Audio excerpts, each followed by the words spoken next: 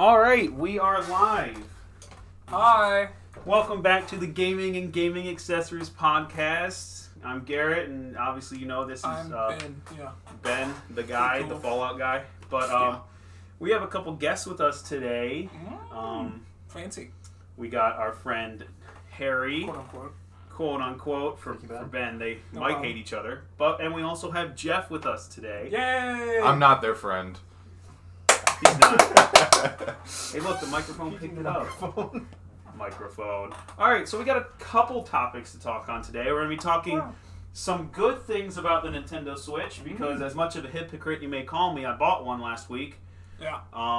That's certain. Because we got a trip coming up, and despite all the negative things I've said about it, man, I love Smash Brothers. I've played a lot of it this past weekend, and just Fire Emblem's really good. So we're going to say some good things about that because I have looked at the positives instead of just the negatives, which is what we've been only talking on. At least I have. Ben's kind of just said, yeah. Hey man, I said I like it. I say what I like, and I just listen to Garrett complain. What was it? We're also going to talk about a fully modular laptop, Fancy. which by that term means upgradable, hot swappable parts, which is modular. Very user friendly. Yeah, which is really good for the consumer because your companies like Apple and Dell claim that everything can't be upgradable because Reasons, basically. because they want it to. Well, they claim it because they say it's impossible. They say it's impossible to make a laptop this thin and powerful without it being proprietary. But this company might be showing us that that's not true and that that's a lie, possibly. So we're going to talk on that. We might touch on... we're going to touch on most sold consoles. Yay. Best sold handhelds and home consoles. I know Jeff here wasn't ever really on consoles, so we're going to probably hear some interesting takes from him from the perspective of someone who Pretty never... stupid takes. I use the Wii. Wii? I used the Wii for the longest time, and I've been a PC gamer ever I've since. been on so. PC first. PC No. before- I've been on PC since I was 4. No, so I he's don't saying... Same. Oh, okay. All right, fine. I've been on Continue. PC since I was 16. I've probably been- so... Why not start in there? Like, Unless you count being on a Windows Vista computer with Minecraft and Roblox. I do count that. You do count that? I Then think- I was on Windows XP playing pinball when I was 4. Yeah, mister. exactly. Okay? Windows XP pinball. I don't know. I want to hear you say that that you were playing. I was playing Hot Wheels. Freddy Fish.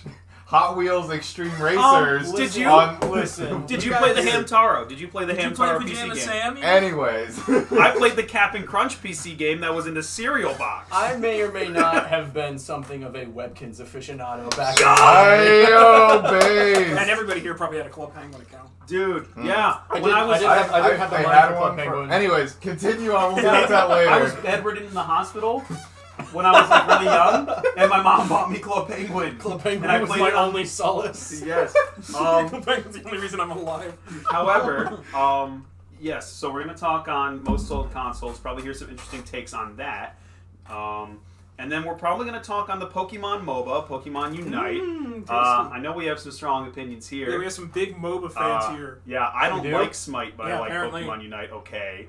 It's not something that I'm playing competitive, because our friend Jack is proactively playing He's competitive hitched. Pokemon Unite. Like, I've playing seen him. competitive? Like, yes, last night and even today, when we turned on my Switch to play, what was it, Kirby's Dream Course. Kirby's Dream Course from A the far better SNES. game. I saw Jack playing Pokemon Unite, and I've seen Jack playing Pokemon Unite on numerous occasions when we're in Discord. I've been on my Switch. I'm playing Smash, and I'm like, "What's Jack doing? Pokemon Unite." Yeah. So, and he's been saying like, "Oh, I was playing competitive, and we kicked their ass," you know. But like, so I like punching down too. interesting And the takes. game's riddled with I think the kids. game's okay, but we're gonna talk on that later. So I guess we should start with the Nintendo Switch. I know Harry and Jeff own Switch Lites. Ben Losers. owns a Nintendo Switch, and as you guys might know, I owned a Nintendo Switch Got a Switch Lite. back when it came out. Maybe rid of like both. maybe a year. Yes, maybe a year after it came out. I didn't really play it too much. I wanted the money for PC upgrades, so then I bought PC upgrades with the money that I sold everything with. And then I got a Switch Lite when it came out. Didn't really touch it all too much. Yeah. But now I'm on the Switch, and now I'm playing Fire Emblem Three Houses because I didn't have a Switch when that came out. Or, like, it came out right after I got rid of mine. And Smashing the Brothers. And honestly, I missed playing Smash. Because I put about 80 hours in Smash when it came out the first week. And then I was just like, oh, I don't play it too much. But now that I'm back on it, it's like, wow, I love this game. I love this game. So I probably put almost 10 hours into it this weekend. But because I went over to my brother-in-law's house and played with him a good amount of the day. But the Switch in general, I guess, is probably a good launch point. So yeah, why don't we have Jeff and Harry start as our honored quote-unquote guests? What do you guys think about the Switch? Whoever wants to go first. Personally, I played a lot of the DS, and I've, used the PS Vita a good bit as well, but I never, since I got my computer, I haven't really enjoyed PC gaming that much, honestly. I use my phone a lot, but, not PC, sorry, handheld gaming. Hey, PC gaming! Handheld game. I don't like handheld gaming that much, only because it's, I don't know, I don't like the whole how close it is to my face and everything, and how small the displays are and stuff. I think if I'm playing a game like, maybe Pokemon Unite or Smash or something like that with some friends, I'm, more, I like it a lot more, but, it's not something that I game on all the time or anything like that. So I'm more so in the single-player game category on the Switch than multiplayer. Shut up. But I've played a lot of games, and so I actually prefer the Switch Lite to the normal Switch. Really? Yes, because I think that the normal Switch, I only ever played it with the Joy-Cons attached.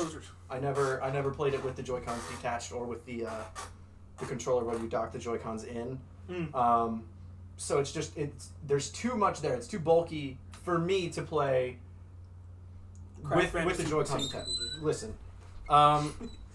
so the Switch Lite is honestly one of my favorite consoles that I've played.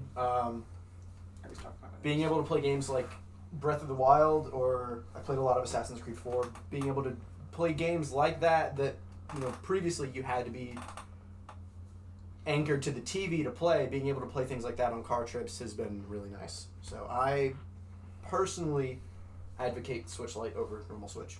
Really? I was going to ask Harry. I might have already asked him this question earlier, but would you play the Switch even more, or would you want to dock the Switch to the TV? It depends. There's really only one circumstance in which I would, and that is for Monster Hunter Rise, because I normally end up playing Rise in my chair at my desk, and it hurts your neck after a while because you just kind of naturally hunch over. Mm-hmm. So being able to have that docked would be nice, but at the same time also just playing it on a computer, because games like that generally benefit greatly from a higher refresh rate. And of course. I mean, even the newer Switch doesn't have the refresh rate that is desirable. Yeah, the Switch OLED, we've talked on this before. I don't want to repeat too much, but I think Nintendo might be, I don't know if I touched on this, might be just waiting, because, the PS5 and the Xbox, they have hardware shortages right now. Mm-hmm. So I feel like maybe Nintendo doesn't want to deal with the hassle of shipping out more, up their hardware due to shortages. Because right now, if you go to the store and you say, I want to buy a Nintendo Switch, when I was working at Target, and this is last week, I just got out of there, we were getting Switches in all the time. Nintendo has not been lacking about getting hardware out there, and right now Switches are at an all-time high in terms of sales, and I'm one of them. They got me back onto the Switch train. Yeah, the only time that I really saw an issue with getting a Switch at all was pre-pandemic, right? Or when the pandemic started and everybody and their mother was buying Animal Crossing. Mm-hmm. I think something to touch on that note is maybe certainly the reason that they are having higher sales is because they have more reliability to having product in stock, meaning that they're more dependable. Especially if somebody's, most of the time people wouldn't hear about it before that are buying Switches. I feel like a lot of the time, Switches are rather casual in my book. At least they can be. There's some people who are really hardcore about things, especially like Smash Bros. Or other things like that.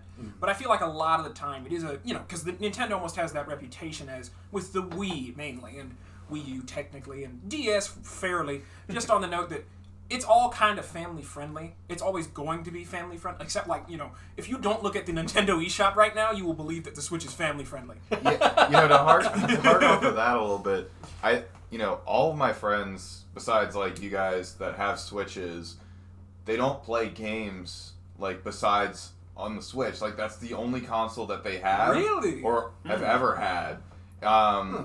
Like Keaton, he only has a Switch and has only ever had a Switch. Derek is a different person, but he has a Switch, but I don't think he has any other consoles. And then my girlfriend and a couple of her friends, they have Switches, right? But they don't play video games. They just have it as a casual, just they play Minecraft and use it for Netflix and Nintendo's been really big on that casual gaming experience. Yeah, it's a good market to hit because a lot of the time, especially considering how much rivalry there is between PS4 and Xbox. Nintendo doesn't care about that. Right, exactly. Because you kind of have to appeal, because a larger portion of those audiences can be those hardcore gamers who want, I'm not speaking out to say everybody who likes Halo or anything like that is something like that, or the new Call of Duty, but that's a big thing for those consoles. And, getting one or the other matters a lot, at least to the sales of either company. Because, small decisions mass up over time, naturally, but Nintendo has their own market, even aside from the exclusives, which we harped on before. Right. They have that casual market pinned down easy. Mm-hmm. Yeah, especially the portability helps. You see literally anybody buying a Switch. Yeah. Which is a good question. Why did the PS Vita end up flopping as hard as it did? Because, they tried to do, something like the DS, but it didn't get the same attention. If you want honesty, I know this is something that's said a lot. I'm going to say the PS Vita was before its time. Ahead of its time. I was just about to say that. It's something that's said a lot, but it's true, largely. Well, honestly, I think it's at a weird medium where it was... Because the DS did it amazingly well. The PSP was pretty powerful, though. Yeah, but then it came out in between that and the Switch, and then it just... I don't know. Everyone either had a DS... The PS Vita was out for a while, though. That was out when the PS3 was out. Mm-hmm. Which was before we... Am I thinking of the wrong one then? No, PS Vita, the reason why we say it's ahead of its time, Nintendo's pushing out an OLED right now. The PS Vita, the first model, had an OLED screen. The PS Vita 1000 model, or whatever they want to call it, had an OLED screen, but then the rendition of the PS Vita Slim, you could call it, had an LCD, so it was cheaper. Right.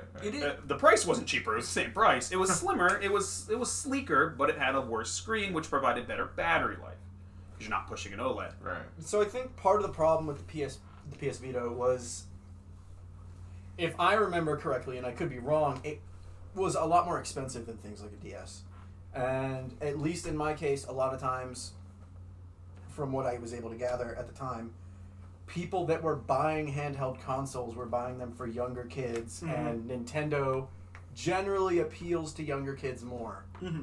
And the PS Vita also had very little actual game support. I didn't see a lot of big name titles on the PS Vita. Yeah, you had Uncharted and stuff, so you had some PlayStation exclusives. Right, but other than the PlayStation aficionados, nobody was really interested. Right. Yeah. So except Japan. I know Borderlands. Japan. Well, yeah.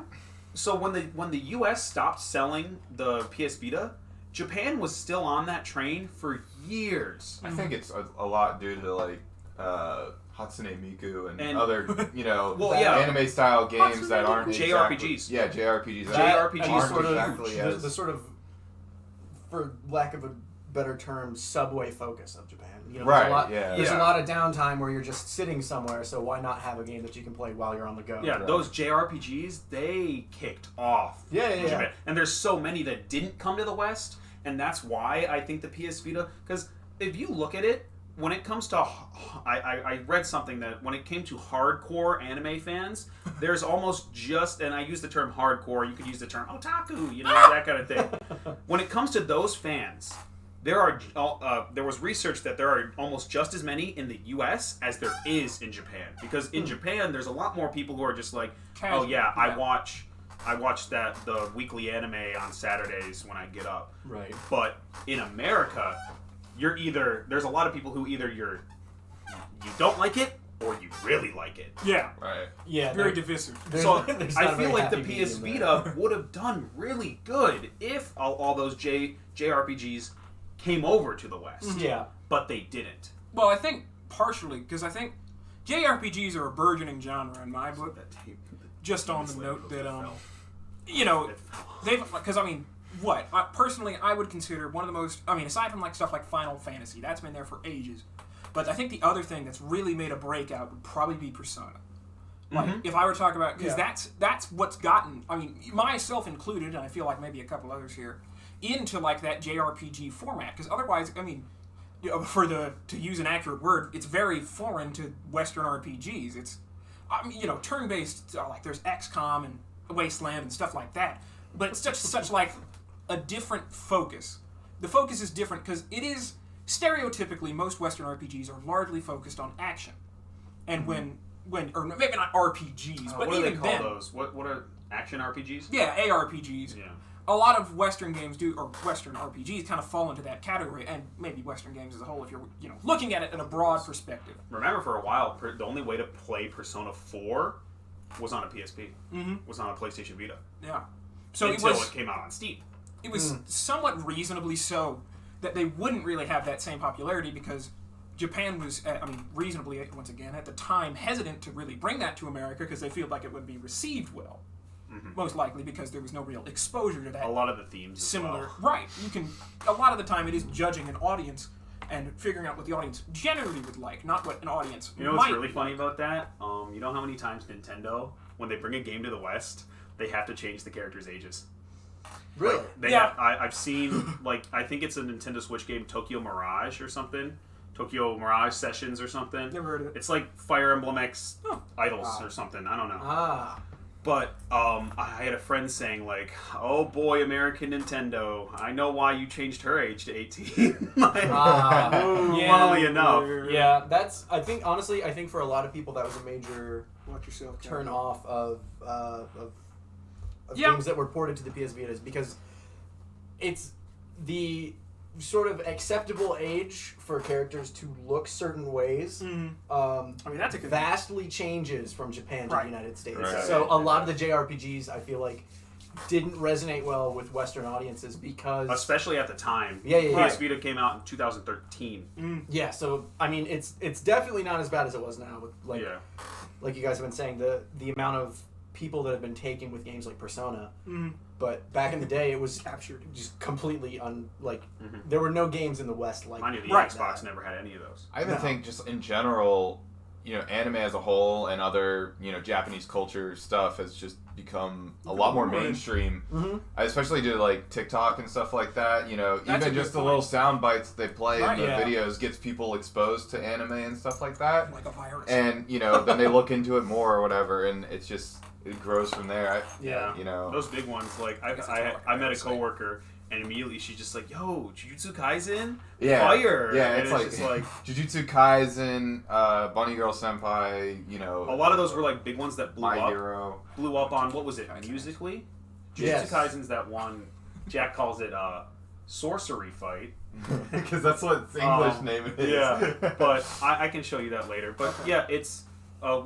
Maybe it was even started on Musically because Musically was just TikTok. Yeah, I mean TikTok bought Musically. Yeah, when they came to the West. Musically was just Vine, but with extra steps. And then TikTok is the same. Really. Yeah, I've noticed it a lot more recently. Just a lot more newer And maybe that's another thing. Maybe the PS Vita really was ahead of its time, because I feel like the PS Vita now probably would have been portrayed as something along the lines of the Switch, like, oh, I love JRPGs now. I can play JRPGs in a small form factor, and it's a JRPG, it's turn-based, it's not like you need too much graphical fidelity, and it would be great on a handheld. I'm not sure why Sony has not gone for a handheld again. Something I was going to comment on, and this is going to require a little bit of a survey amongst the four of us. How do you guys play games? Because personally, I'm going to get more into what I mean on the note that when I play a game, whenever I want to like say, ooh, I want to play Skyrim, I will, for the next few days, play Skyrim. Yeah. And I will usually, like taking, of course, breaks for either, getting online or something like that. But it's, if I want to play something, I'm going to play it, and I don't really jump between games. I don't put things down and pick them up unless I'm sort of off my hook. I'm the exact opposite. I feel like, especially with the recent Steam sale, it's, I buy a game, and then I want to play it, but then... I bought 30 games or something to the Steam sale, and I was just like, I want to play The Witcher, and then I want to play this, the PC building simulator, and then I want to play this other game, but I was still playing Smite. Exactly. And then maybe I'll get back into CSGO, and then, it's just like, I jump through games all the time, for 1 to 2 hours at a time, and then, depends on what's going on in real life as well. I jump between games if nobody is online and I don't have a hankering, for lack of a better word, for a single player game. But if I am in the mood for a game like Skyrim, or depending on the mod list that I have, RimWorld, or like Mountain Blade is something that I've been playing a ton of, I will enter a social comatose state and not talk to anybody and just play Skyrim for 2 months, and then I emerge from my cave and everybody's like, oh yeah, we're playing this new game, and I just have no idea what's going on. I might be the exact opposite from that. Of course, I might be similar to Ben. As of recently, as sad as it is, I play Genshin Impact. I'm sorry. I've played it every day, almost, since it came out. However, now that I'm playing Fire Emblem, I haven't done my Genshin stuff for today. Nor have I used my daily stamina, you could call it, for yesterday. Confession. I have it stored up, but I haven't used it because I've been playing Fire Emblem. So it's one of those things that it's just like, I'm going to go play Smash and Fire Emblem now. I'll come back to the other game when I feel like it. And the problem with that is, I did that to Persona 5 at one point, and it took me 3 months to go back to it. Yeah. Unless I've been told to finish something, that's the same thing I'll do. I'll stick with it as long as I want, and it'll usually be until the point where I either get A, tired of the game, but B, more likely the game makes me mad in some way. Usually of my own fault. Like Persona 4, I died on the first boss, and I was about to kill it. I got really angry, and I haven't played it since. A lot of the time, I'll spoil a game for myself and then say, no more. I don't like that ending. Too. But I think I also have a problem that when I'm gaming, I'm almost always trying to be in voice chat. So immersive single-player titles don't do well with me. Another thing, I don't play a lot of single-player games. Only play Smite. We're about to split across the room on that. I play a lot of, competitive, competitive shooters, competitive, MOBAs, games that require teamwork and stuff like that. Right. And he's pretty good at that. He's a pretty... Don't do that. Bad idea. Keep scratching my ego. I'm complimenting him. We've played Overwatch a fair amount of times. Of course, we've gone to it and left it multiple times. But he's a pretty dang good Moira. Because here's the story, real quick. I played with Jeff when I got it on PC. And I was like, oh, dude, man, great heals. Then when I went into another game by myself, I'm like, oh, they're playing Moira. That's going to be some good heals. And it sucked. So he basically gave me this, expectation from Moira players. You're a Moira player? You're a Moira player? You're probably pretty decent, right? Jeff, no. 100% the exception, not the rule. I'm not trying to, stroke his ego, but... Well, thank you. I he's appreciate pretty good. that. Seems like you're trying pretty Bad hard. idea. But no, it's. But Yeah, well, Harry, you suck at every game, so Yeah, yeah. that's why I don't. That's why I turned off Kirby's Dream Course. I beat him in So he's like, No. Okay, this is a little far off. What I was getting at was, it's like I play a competitive game. Like I play CS:GO. I played it for like 2,200 hours or whatever. All to And fuel your I gambling haven't. addiction. I haven't played it in like 4 months now. But you'll go back to it. But I end up going back to it eventually. Like this hasn't happened, or this has happened before, where I took like a 6-month break at one point. I've seen Played you go other back. games, and then I went back for another like year and a half. And I guess this is just one of those breaks or whatever. I don't know if it's gonna happen with Smite or what, but I'm 600 hours in now. I hope it I does. think- You said 600 hours. in Stop Smite? playing Smite. Only Yeah, I 600? sure hope you do. When did you start? like I don't know, It was a year ago, probably. about a year. Yeah. Okay. So Maybe a little bit less than that. I thought you'd been playing with Thomas like this. Oh whole no. time. Thomas Oh, yeah, has been Thomas playing for is like like- 4 or 5 years. Yeah, he has a problem. Thomas has tried to get me into it. I play more than he does at It this works. point. but But I- Yeah. I quit. I'm out. Yeah, because we always make the joke Like like, broke oh, even. Jeff playing Smite by himself. He does. Well, I'll log on in the morning. It's like it'll be like 10 a.m. Jeff's already playing Smite. I like the game. It's 5 o'clock. Yeah, there's nothing wrong.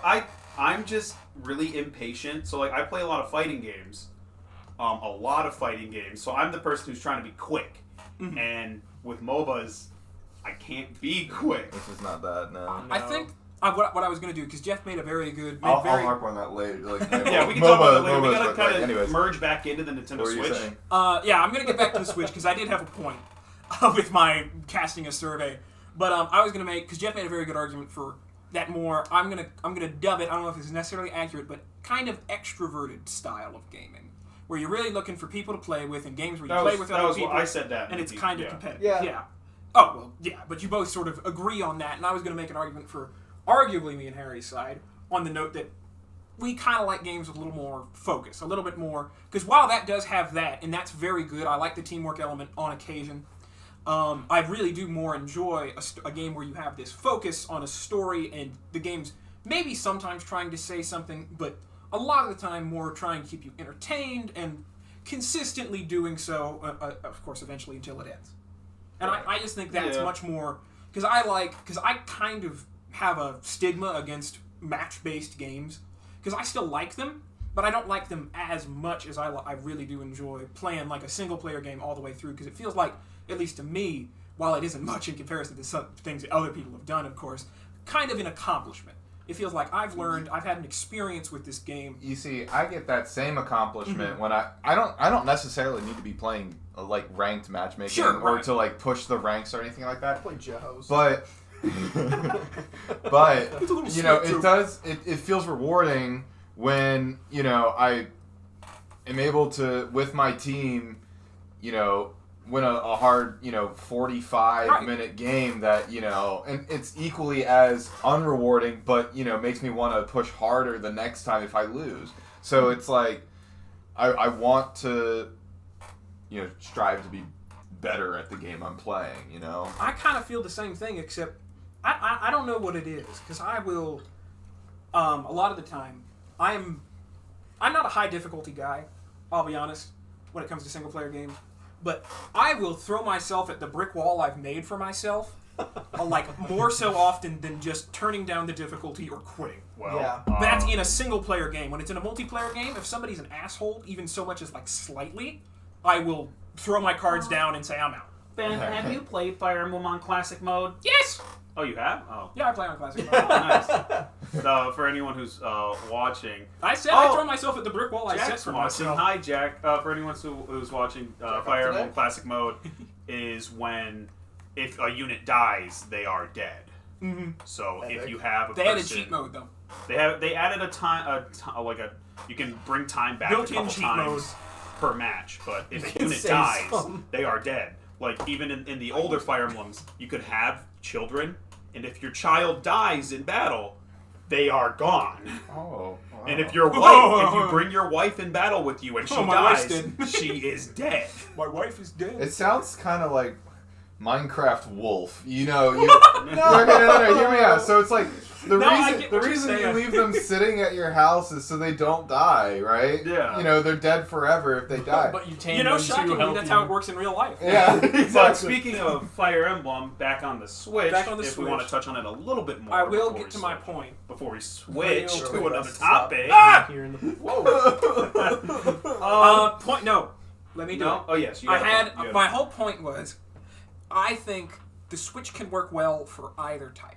That's what I was gonna get at. It can work pretty well for the jumpy type, so to speak, where you're like, oh, I want to play something else.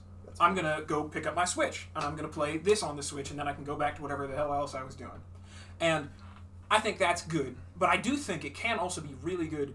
Like that's for really like arcade games largely, but you can also do the same thing with long-winded games, so to speak, in terms of, like Harry mentioned, Assassin's Creed 4. Up a little bit. On the note that there is a lot of bonus content in games like that, especially other RPGs akin to it, and you can easily sort of maybe not do the main story, of course, but you can kind of swap between, drive between sail between islands in your downtime.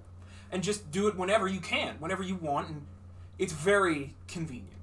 And I think that's one of the reasons is that it's that pick up and play aspect. Is the Witcher on Switch? I forget. The Switcher. I don't know. I think no.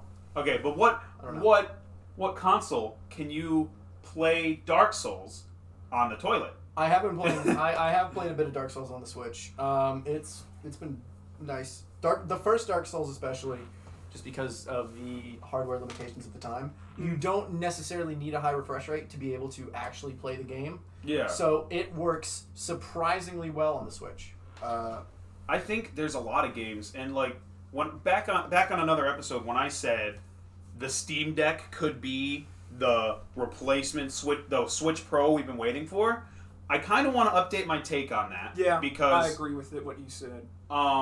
We have all these Nintendo games, Fire Emblem, Breath of the Wild, Splatoon 2, all these really good games that are regarded highly.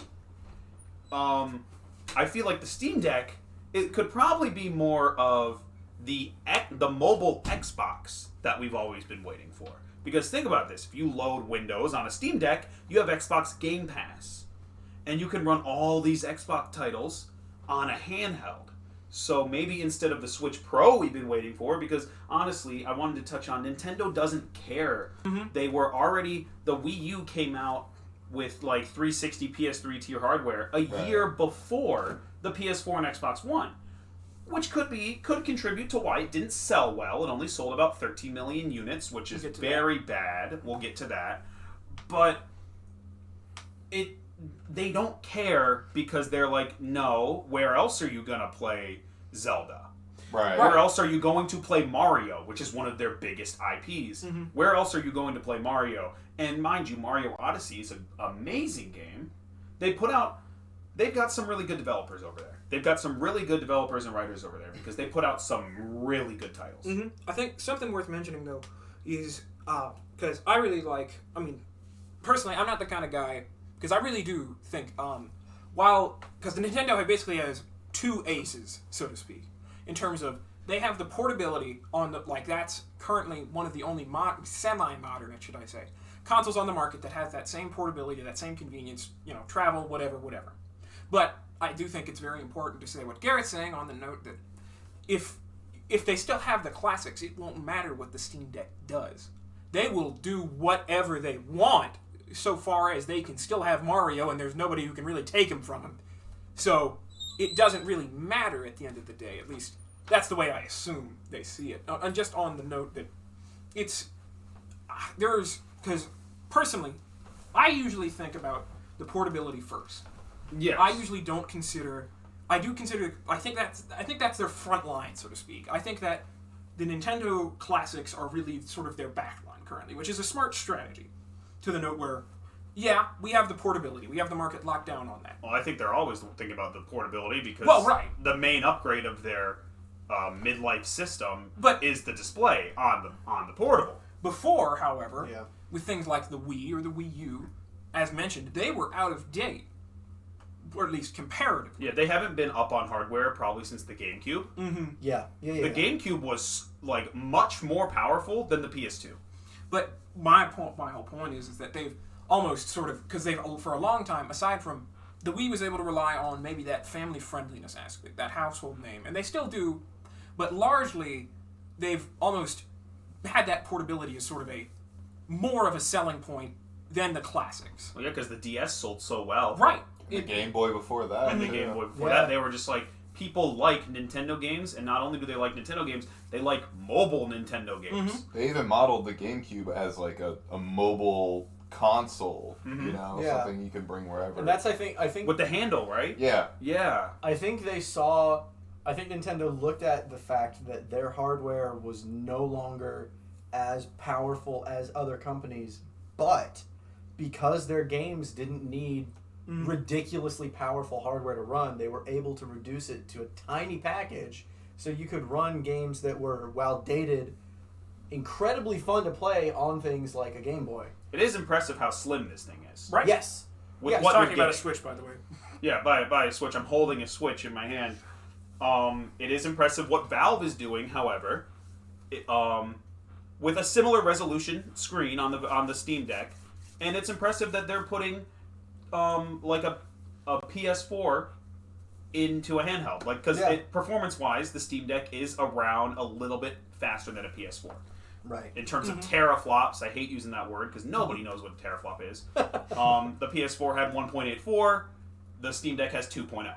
Okay. Whereas our modern consoles have like 10 to 12. Yeah. So it's like it's not No. a console killer, but it's a console killer at the same time. It doesn't have a ray tracing GPU in it, but at the same time, Well, actually, it's RDNA 2 based. really, Just like the PS5 and Xbox are AMD RDNA 2 based, so that's Radeon's ray tracing. AMD's version of ray tracing is in the consoles, and that same graphics technology is in the Steam Deck.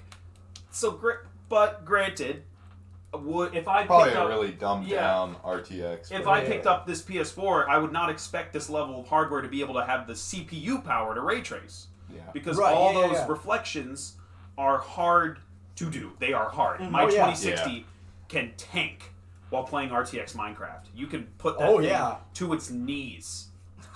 Like, if you really want good ray tracing, you probably want like a 2070 or above. Yeah. If you want decent resolution. Of course, NVIDIA is working on DLSS 2.0, which is upscaling, so they'll render your game at like below 1080 or maybe 1080, but it will look like it's in 4K. Yeah. I know that the few games that I have played that have DLSS support have run fantastic. But that won't be on the Steam Deck because it's AMD technology, not NVIDIA. This is why I think NVIDIA still has the upper edge in graphics cards right now when it comes to the 30 series versus the new Radeon cards. The new Radeon cards are great, but I think NVIDIA still has that edge because they have DLSS technology. Yeah. Honestly, to sort of derail it to graphics cards for a second, I think that AMD has been behind for a while. They have been behind for a while.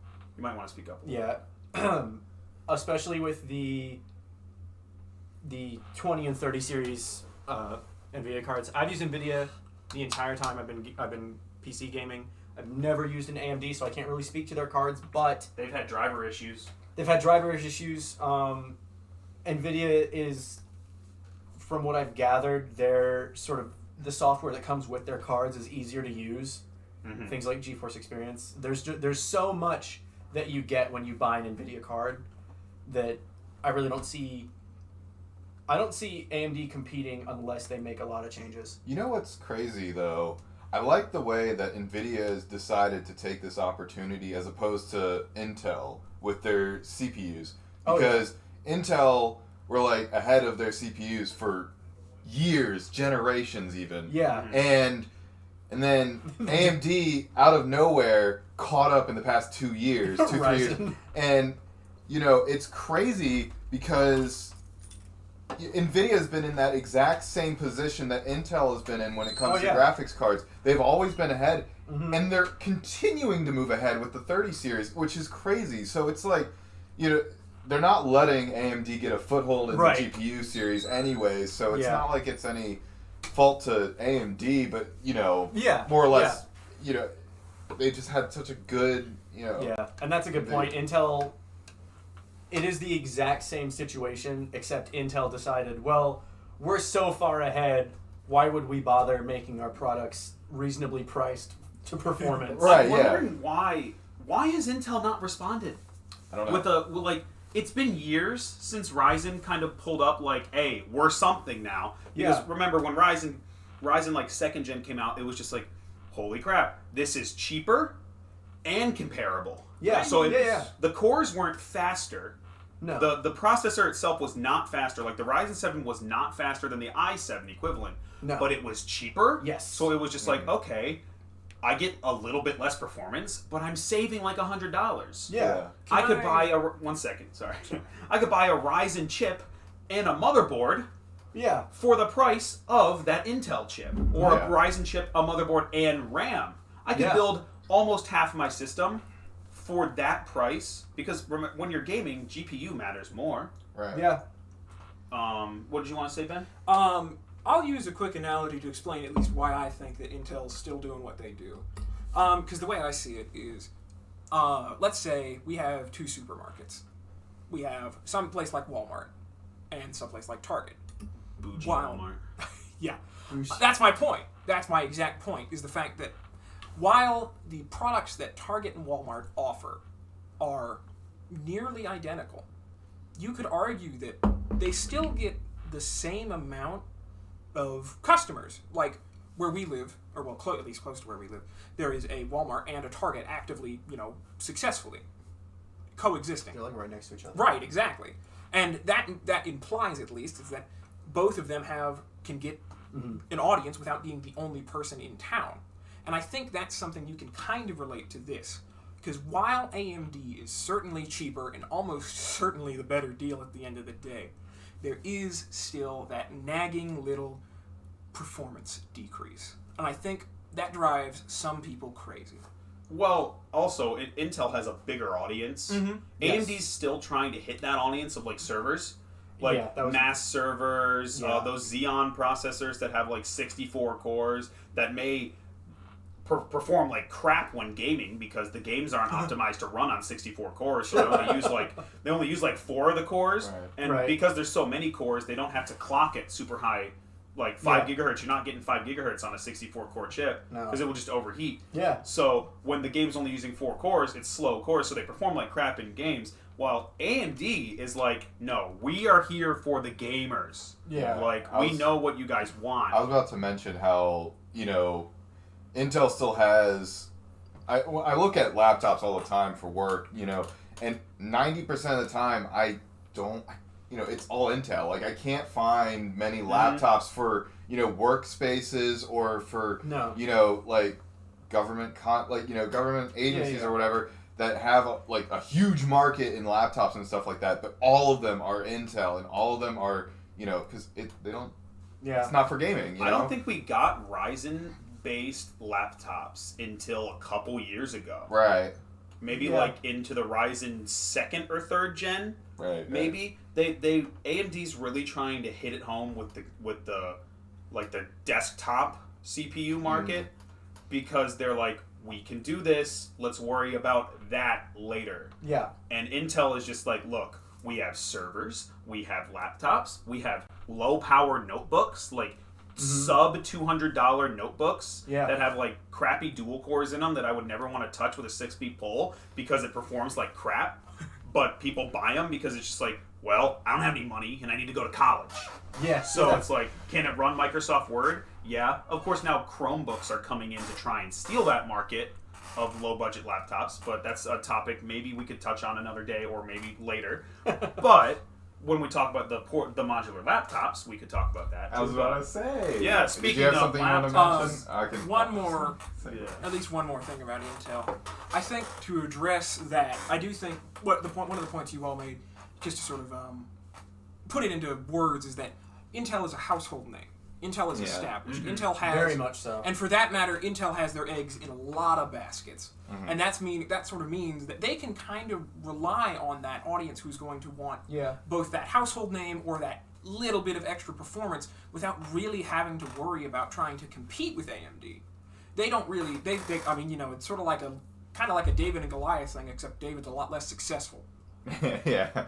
I mean, that's definitely a good point. Is AMD isn't necessarily trying to steal all of Intel's market. AMD is 100% not trying to cater to commercial consumers. They are 100% about people building computers for gaming. Granted, those Ryzen 9s can build some really good workstations. Oh, yeah. But at the end of the day, that isn't their focus. Their focus is on high-performance cores for gaming. And Intel is... That's what they focus on in 90%, like in all of their all of their conferences. advertisements. Yeah, advertisements, conferences. It's like how much can we perform with gaming? How much can we, and Intel is this. more focused on raw performance data because theirs doesn't necessarily just pertain to gaming. And real quick, while we're talking about like gaming companies, to touch on the Switch one more time, the Switch does have an NVIDIA processor in it, an NVIDIA Tegra processor that. The red box Switches have a enhanced NVIDIA Tegra processor, which gave better battery life, not more performance, but better battery life. I feel like if Nintendo went to NVIDIA, and they might have already done it, they might have already went up to them and said, "Hey, got a Switch Pro?" Because a lot of the leaks have been from patents and stuff. From what I believe, I haven't looked too much in it. That's why everybody's like, "We're getting Switch Pro, we're getting Switch Pro," because all these leaks were from pretty reputable leakers. But that aside, I feel like Nintendo would or could go up to NVIDIA and say, hey, maybe because NVIDIA's having trouble getting cards out, maybe that's why, hey, NVIDIA, can we get a new Switch chip that can do, like, you know, maybe high refresh rates? Because the TV market is trying to push 120 hertz now, which is cool. But because the new consoles, it's just like these new Xboxes and PS5s, we can do 120 hertz, but what are you going to run 120 hertz on if your TV is 60 unless hertz. Unless you buy a gaming monitor for your console. And 4K TVs, a lot of 4K TVs, because I believe Target just refreshed the whole TV wall with new models. A lot of them are high refresh rate, like 120 hertz. I feel like Nintendo was probably like, hey, can you get us a chip? Not really our main market, our GPU market. Because NVIDIA doesn't just do gaming; they do a lot of other stuff. Yeah. Like, isn't there NVIDIA tech in like self-driving cars or something? Like yes. that, But so they that's another reason why NVIDIA is so much bigger than AMD, because they do a lot more similar to Intel. Right. Yeah. But they're still kicking ass while still maintaining but I feel like Nintendo would just be like, hey, can we get a chip that can do this, this, and this? Right. And maybe NVIDIA was just like, later. Yeah. And then they're just like, okay, let's go hit up Samsung for an OLED screen. I don't know if it's Samsung. I only say Samsung because, ironically enough, iPhones, their OLED screens are Samsung. Really? Yes. Wow. What a world.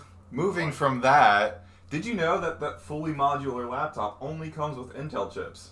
Yes! Really? I completely forgot. It's got, what is it, 11th gen Intel? Yeah, it's got an i5 11th gen, and then two versions of the other 11th i7. So. Now, to touch on the product real quick of what it is. Yeah. I don't remember the name of the company. It's called Framework. They had a little Framework, on their computer. Framework is a company of engineers and developers. Yeah, they came from different, like, a couple of them from Apple, some of them from AMD, from NVIDIA, like a whole bunch of different Dell, just laptop manufacturing companies. And basically they set out one of their main goals was to make a laptop that is modular for the consumer. So if something were to break, or if something were to, stop working, it's no longer part of the, system, you can replace it with something new. You go to their website and buy an upgrade for it. So yeah, you can pay for them to build it for you, or you can build it yourself. So I went to their website, and the difference is you can have the pre-built version, or you can get one where there's no RAM, no hard drive, no Wi-Fi card, and no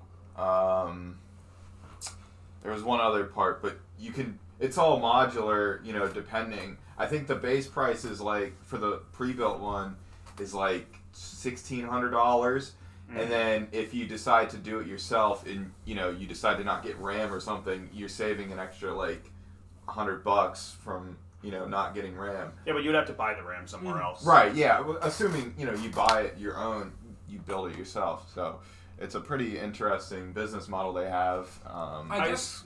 What's up? That would sort of ask the question.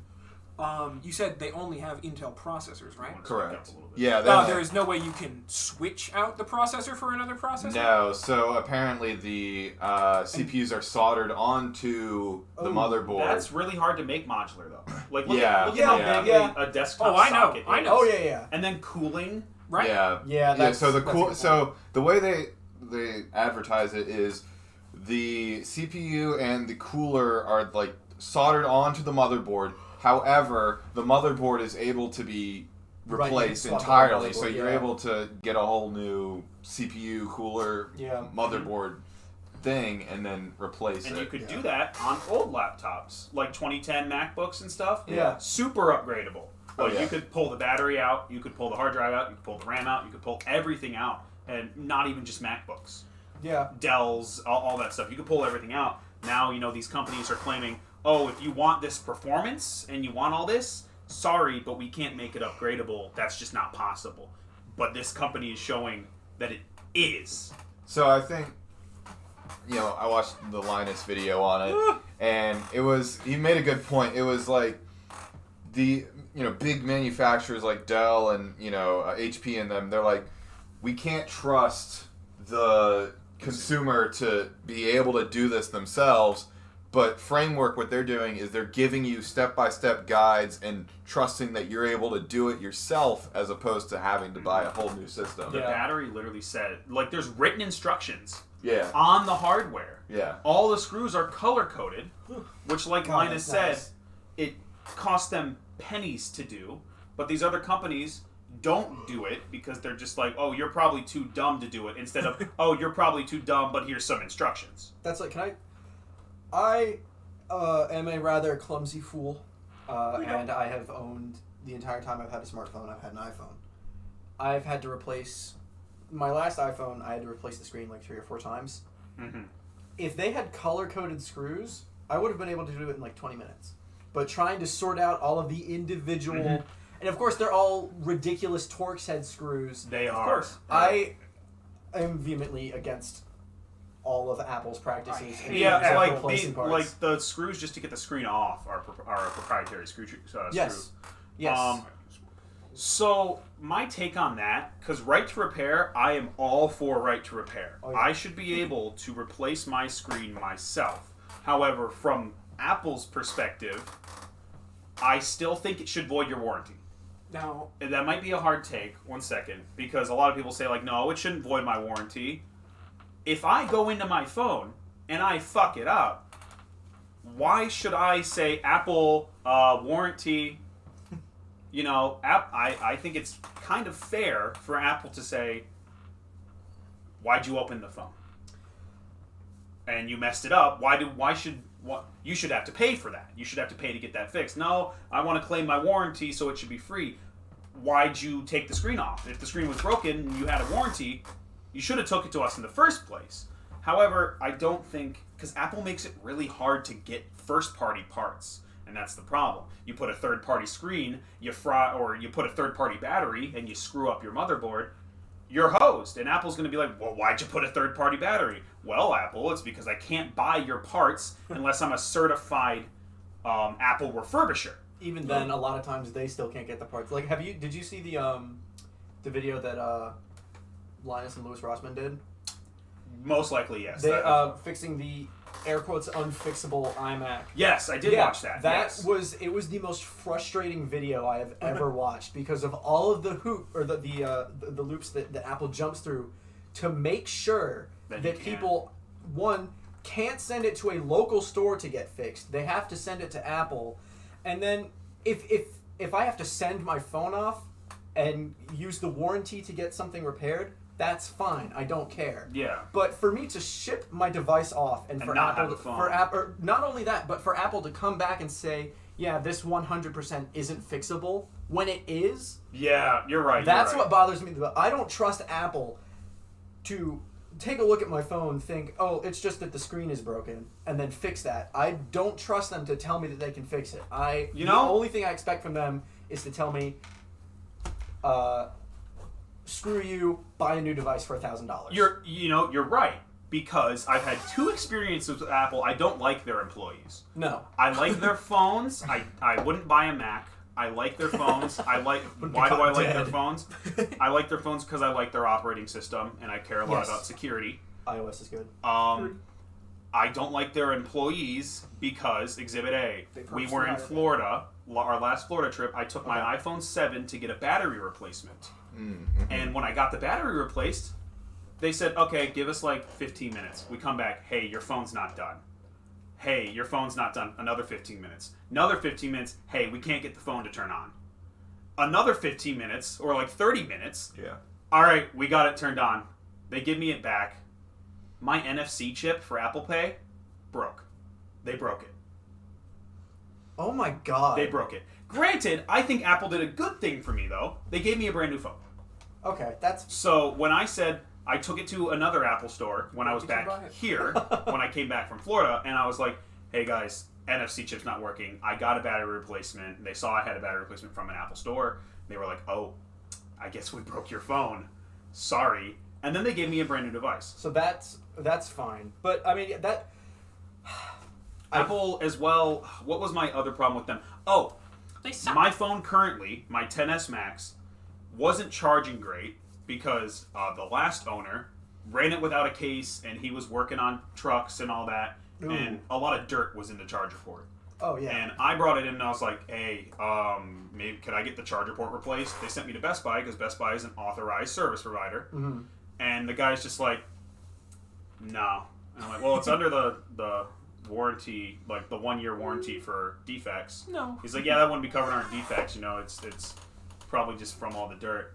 I tried cleaning it out. He didn't clean it out. He didn't. This is a Best Buy. This is a Geek Squad employee, not an Apple employee, mind you. The Apple guy who I talked to was really nice. I feel I've called their support, like when my iPhone 7 got screwed over. Their support is really nice. Mm-hmm. They're really like, okay, let's try and get that fixed for you. Granted, their corporate is a bunch of greedy assholes, but easily that wouldn't happen. I took it home. I took some isopropyl alcohol and a Q-tip. And I cleaned the charger port myself, got everything out of it, and it works perfect. And they tried to tell me that I broke the charger port and that I had to get a new phone. Yeah, that sounds right. I took isopropyl, because, that alcohol, when it dries, it doesn't leave any moisture behind, so it's perfectly safe. Yeah. And I took the Q-tip, tore off the fluffy part, put it on a toothpick, and kind of just rubbed around in there and got all of it out. Yeah. And it works perfect. The only complaint I had was if the charger was loose, and if you moved it to a certain angle, it just wasn't going all the way in because of all the dirt, so it wouldn't charge. Cleaned it out, perfect. Yeah. So you go ahead. I was gonna quickly maybe try to get us back a little on topic. I was gonna make a slight comment on what you said earlier. Would you put the right to repair above or below the First Amendment? This is a throwaway joke. Fun fact. Probably below. Are you sure? Above. Mind you, I don't think Samsung's any better.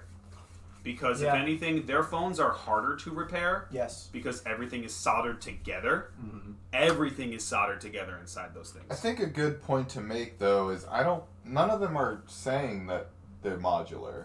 They don't. Well, they're not. They don't make that a business point, and that's the difference between them and Framework, because Framework is saying, hey, we think you can do this. We don't want you to have to continue buying brand new laptops every time. Every year or two. Yeah, whenever they break, So just fix it yourself. And, another thing I wanted to mention was they have, like, QR codes on their, each individual part that, so if you need to replace it, there's step-by-step instructions on how to replace it, which is really cool. Which is really awesome. That's really cool. I think even PC hardware manufacturers could put, like, maybe still make it look sleek, maybe hide it somehow, but that's cool. Right. Like, because who holds on to their motherboard manual unless you throw it in the box and then you lose it, or who holds onto their graphics card manual or any of that stuff, because you're a PC enthusiast. You don't need to read the manual on how to slide a card into a PCIe slot. You are real gamer. No, I do. I don't understand. But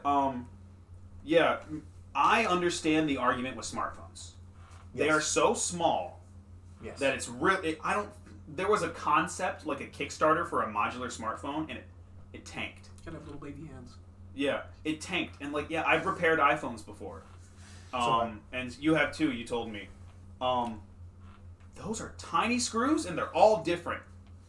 But again, I don't think Apple needs to use all the same screws. However, I understand the whole phones not being modular because, let's be honest, those chips in there are so fast when it comes to how small they are. Oh, yeah. Compared to years ago, I think I saw a statistic. I said this on the podcast before. The iPhone 12 Pro Max is faster than the PS4. Yeah, 2-year room. Really? Yes. The chip, the A12 A14 in the iPhone 12 is faster than the processor in the PS4. Okay. Which really shows you, breaking new ground. because there's companies that are trying to push the whole your phone is your desktop, plug it in, and I kind of understand that approach. I don't like that approach because it's just no, I could lose my phone and lose everything. But I don't like that. That's when they try to push cloud stuff on you. But cloud gaming. I understand that approach because phones are powerful. Yeah. But because you're kind of restricted to a touchscreen, you can't really of course the iPhone has PS5 controller support, ironically, and Apple stores are selling Xbox controllers. Really? Yeah, if you walk into an Apple store, there's Xbox controllers on the shelf. Do they work with the iPhone? Yes. That's crazy. Yeah. I actually Which is weird because then Apple doesn't want Game Pass on the App Store, but they're selling Xbox controllers. They don't want Game Pass on the App Store because they want people to use go the for App Store. Apple Arcade, So which is a whole different topic. This ties nicely into the ad I was telling you that I saw the other day about the controller that you plug your phone into. Yes. So that just completely boggles my mind. I play Tetris. Yeah. And just stupid mobile games like that on my phone. I've never really played. Mind you, there are games on mobile like Genshin Impact, but there's also games on Android. Android has Wii and GameCube emulators. Yes. So I feel like there's a market there at least. I think a good thing to mention is that I've heard that in places like South Korea or Singapore and Japan even, their phone gaming market is a lot larger than in the US. Yes. Because, PUBG Mobile is still enormous in South Korea. Yeah. I think it might have something to do with, Bluehole being in a South Korean company, but it's still huge. Yeah, so, I can see the appeal to, a phone controller or whatever, because that's going to give you a decent the boost. big thing like that for me was there's a lot of games that I desperately want to play that I can't play right now because we're getting ready for the Florida trip and I can't be at my computer. Right. And these games haven't been ported to the Switch. Mm-hmm. But if I can play Game Pass on my iPhone, that's huge because there's a ton of games on Game Pass that, well, they obviously aren't going to run as well as on my home system. They're still, in theory, going to run. Well, they also Project X Cloud is their cloud streaming, and they're trying. Apple doesn't want that either. I really hope Apple folds on that one. I think it'd be very good for the platform. Easily. Because remember, a big thing is Apple's like, well, we want to cut at the profits. If it's on the App Store, we want to cut at the profits. And Microsoft's like, well, what's stopping someone from just subscribing on their Xbox and then going on their iPhone? Nothing's stopping them, and that's why Apple doesn't like it. Yeah.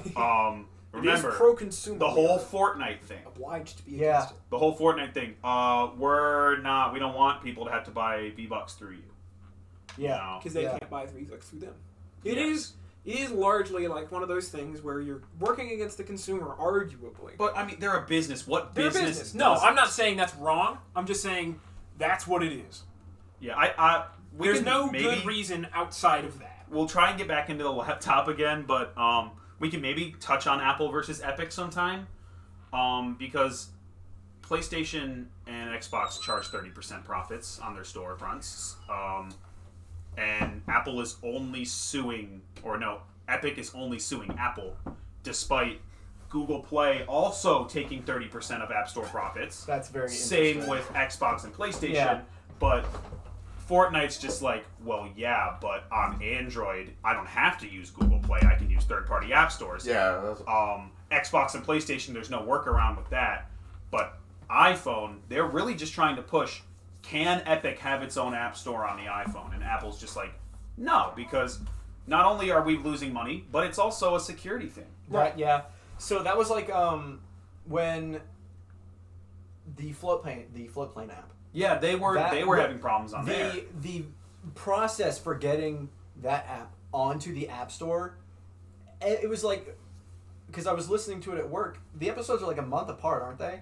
They're getting Apple Podcasts with the WAN show. I don't think they're a month, but it's almost a week for the WAN show to get on the podcast app.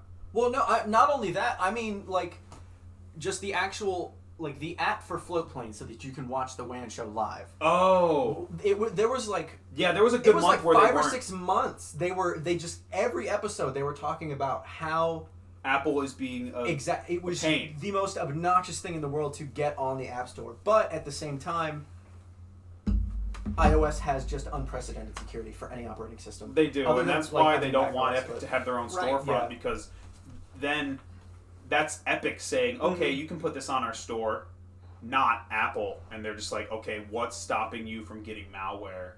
But I mean, at the same time, you look at like the Epic Game Store for Yeah, I Windows. mean, I'm not getting malware. It's just like Steam. It's just like the Windows Store. I mean, there's no chance of Apple getting malware. I through do- Epic Yeah, Game Store. iOS isn't an open platform. No.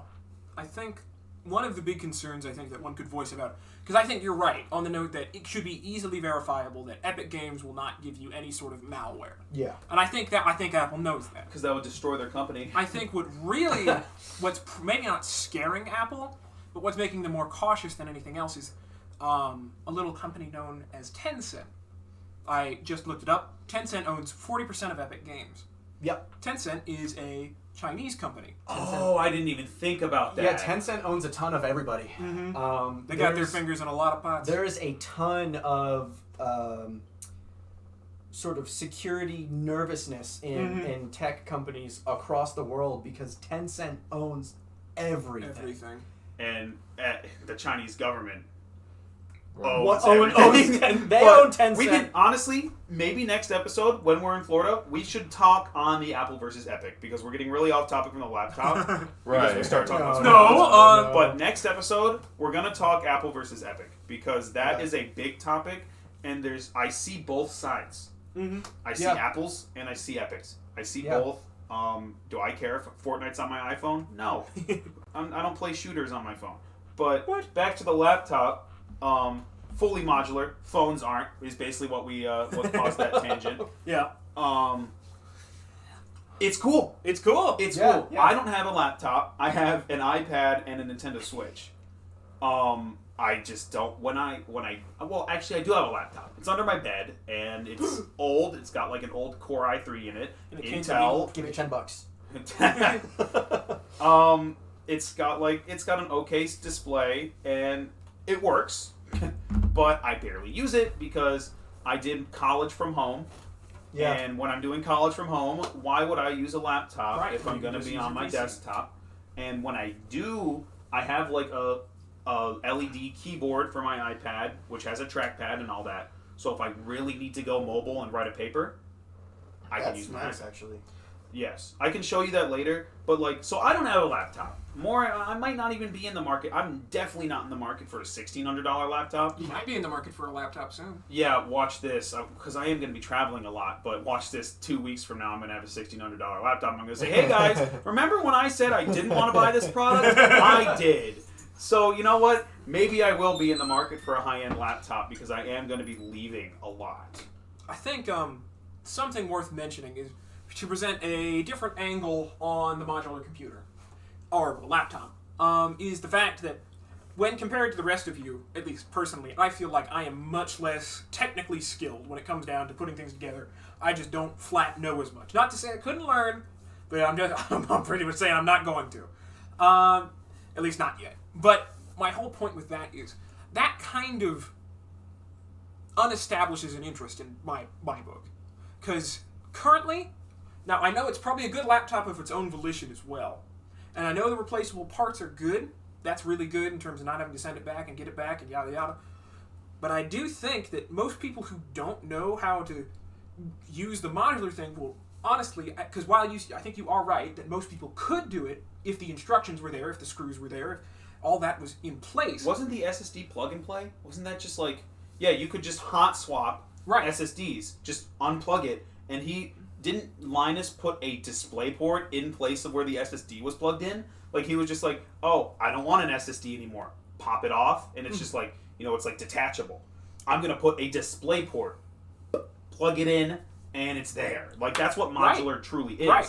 Like a modular power supply. Oh, I need this wire, plug it in, and it's there. I can't tell you how often I'm trying to, set up a, like a monitor or a,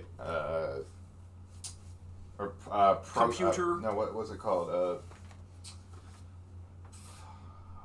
You'll find projector, and projector. I just projecting, and I just can't get. I have to get like so many adapters and stuff to try and get this laptop that only has DisplayPort from an HDMI. Like, it's just a lot of hoops I have to jump through. And it's like but with this, it'd be like, oh, I need HDMI, or swap it in. Yeah, swap it in, or oh, I need VGA. Here, I can swap it. It's not. It's easy. All laptops were like that. Yeah, like exactly. They used to be. Yeah, I think maybe not to that extent, yeah. But my because that is I don't doubt that that's true for a second. I don't doubt that any of that's true. I think my whole point is the fact of the matter that there's a lot, maybe not a lot of fostered helplessness, maybe, but you could call it that, just to the point where since there's been such a lack of modular in terms of laptops and computers and or well, not computers, but pre-builts have become more and more common, I feel. Or still as common. But yeah, point of my matter is, people will, even if they could, I feel largely, people who aren't, educated on this stuff will probably assume that if they were to try and do it, they might mess it up. And they would just say, instead of that, well, I'll pay the premium for this, because I know if I mess it up, or if it gets messed up, should I say, it's not my fault. Maybe instead of I think it is the company saying you're too dumb to do it, mm-hmm. But at the same time, what if it's a large amount of consumers who don't want to? I think there is that as well, but I do believe there's at least some old adage about if you tell somebody something enough, they will begin to believe it. And that's that sort of fostered helplessness. If the companies keep on saying, you can't do this, this is impossible for you to do, only we know how to do this, people will either willingly or not begin to think, well, if they say I can't do it, it must be beyond my ability. It must be I couldn't do this, I'm going to ruin it, so I might as well just leave it to them. Yeah, and I feel like... And that's kind of how I feel. A lot of people think that. And even though, I'm a big advocate for, why spend a couple extra $100 on a PC when you can sit down for a couple hours and learn how to do it yourself. Mm-hmm. Right. Because the knowledge is truly useful in other cases than just building your gaming rig. So, this is the whole thing, with the Steam Deck, when we said, I don't think it's the same audience as the Nintendo fans. Mm-hmm. I don't think this modular laptop... the same audience as most laptops. Is the same audience as most current laptop consumers. Do I think that if all companies adopted this, if Apple, Dell, and HP started doing this with their laptops, it would be the consumer base, because they would normalize it again. In terms of modular laptop. in terms of being able to swap your RAM and up your RAM, because all these laptops my laptop only has 2 gigs of RAM. It's chugging. Throw 8 gigs in there, and now I'm okay on Windows 10. Right. Maybe I just don't think they're doing it, and I think it's cool that they're doing it. I wonder, I wonder if they've taken a wrong framework, have taken a wrong approach with this. Because what they have essentially said is, we'll use Ben's case, for example. Hey, we're making this so computer nerds are cool with it. They know how to change out their stuff. But, you can do little things like that. But you're so discouraged to do something like that, it's not really there in your market. Right. So they're mainly only focusing at the people who know what they're talking about. Yeah. And I think that might be a problem on their behalf because if, let's say Dell wanted to, start doing what they're doing, profits for them would be low. Right, yeah. I don't think it would... No, I think it would turn around well for Dell, in my opinion. Oh, no, I'm talking about profits for Framework. Oh, yeah. Because it's just like... Dell has... they got the name. Yeah, well, not only that, but it's just like... You're buying a laptop from them, it's just the new normal at this point, and people, whether they know what they're doing or not, is, they're going to end up buying it anyways.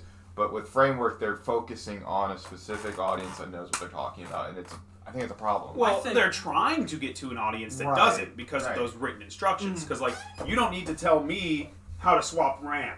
You don't need to tell me how to swap an SSD. But they put those instructions on there, so, hey, if you get this as a gift, or if you buy it yourself, you buy the pre-built, you can hot swap it yourself to save some money in the long run. I don't like to use the term future-proofing, because I think future-proofing is a fallacy in itself, because... You'll never know what's going to come. Fallacy meaning, a lie. It's a lie, because I don't think future-proofing is good, because... Tech can, especially right now, is improving so fast. Right, the 2-year jump, man. The 2-year jump. Maybe, tech was improving a lot faster a couple years ago. Now, it's exponential. Yeah. But the next thing could come out at any time. At any time. You never know what's going to happen. And you spent all that freaking money. People who bought a 2080 Ti before the 30 series came out had to have been crying. Because I'm sure there's somebody out there who said, I'm going to buy a 2080 Ti right now for $1,200. For $1,200 because I'm future-proofing my PC. And then the 3070 came out for $499, and it beat the 2080 in some cases, if not equivalent, for $499 versus $1,200. So I'm kind of in that camp. I bought my 2060 Super last summer. A couple months before NVIDIA was like, here's the 30 series for... Didn't the 3060 start at 3060 was... It was $350. $399. Yeah, it was dirt cheap. Was it $350 and then 3060 Ti was $399? Yes. Or was it $399 and then $450? One of the cards was $350. I remember that because I looked at that and 3060 damn is it. $350. Because, I made an unbelievably stupid decision. I paid an extra $200 basically to have a Founders Edition card because I paid $500. I got my 2060 on you got release. It on release. So I've had it for over 2 years. Right, you got the Founders Edition, but you got it when it wasn't super overpriced for being a Founders Edition card. I wanted a blower card because I think they look cool. I was literally just going for aesthetics. Could not find a single one. I almost went Radeon, but I couldn't find any of theirs in stock anywhere. This guy got his 2070. Yeah, for $500. For $500 before the graphics card spike. It was like 2 weeks. Woo! It was 2 weeks before they announced the 30 series, right? And I remember the conversation. We were going to Ben's house, and I mentioned, "Did you hear about the 30 series come out?" Or it got announced, and it's $500 for a 2080 Ti. I was pissed. I was really, really upset because I had just spent that money for something that is like a third of the power of a 2080 Ti. There was a bright side. There was a bright side because, granted, his card died.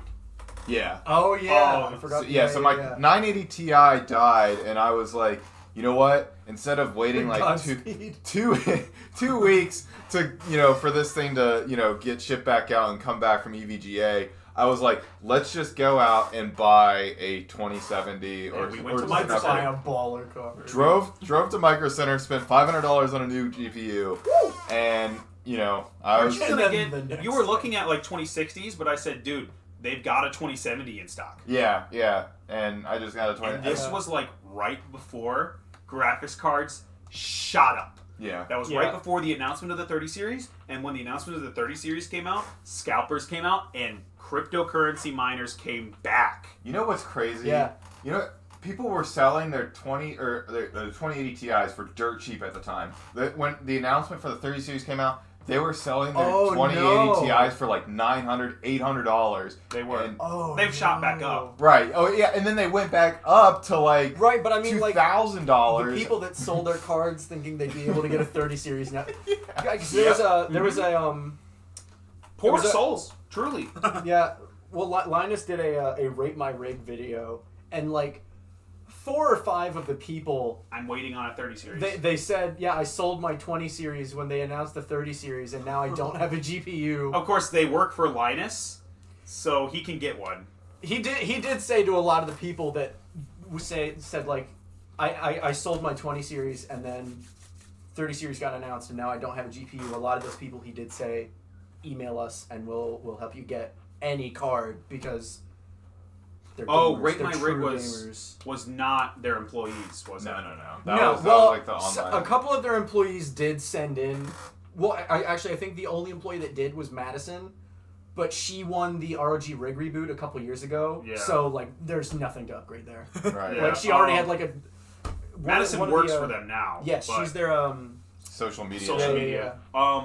Granted, I thought you were talking about like the Intel gamer days when No. when Linus goes in and like critiques his employees. Yeah. No. It's like people send in their own. Yeah, basically. okay. The ROG Rig reboot or whatever. No. That's The Rate My Rig is they got various people from the audience to tweet in pictures of their rigs. Okay, yeah, now I remember what you're talking about. And they were, it was funny because they were trying to figure out who had tissues and lotion on the desk in the picture. Yeah, I remember that. Oh man, real quick. Linus has some real like the Secret Shopper is a really great one. When they're actually, like, I just recommended that series to a friend. He hit me up and was like, "So what company should I Where look?" should I buy my pre-built? Yeah, he literally Not asked Dell. me. Well, because remind you, pre-builts are a really good option right now. Yeah, exactly. Yeah, So, and Ben wants to say something. so no, it's good. he literally messaged me and was like, "Hey, what company should I use for a pre-built PC?" And I was like, "Just watch this series, and you'll be able to get a good grasp on what you want and from who you should get it from." I was just going to circumvent us back to our topic, Because modular laptops. Desktops have always been modular, and to try and relate what we were talking about back, the fact that he could get a new graphics card easily. My card died. Let me pull it out. Contact EVGA because you eventually they sent you a replacement. Yeah, they did. They sent me a whole new one. He gave it to his brother. He was able to pull that card out and throw it in there with something like a gaming console. If the GPU dies, the whole thing won't work, and you can't swap that out. And with a laptop to throw it right back. If my Mac dies, if there's a display issue, I can't do anything about it. It's all soldered. It's a system on a chip.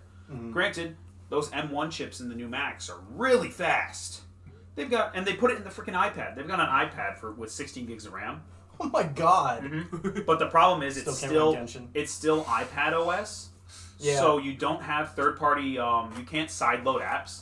So you're still stuck with the App Store, despite having the Apple M1 chip, 16 gigs of RAM. That thing is. Despite holding a MacBook. Yeah, that thing is using the MacBook chip. That thing is faster than most laptops, but it can't.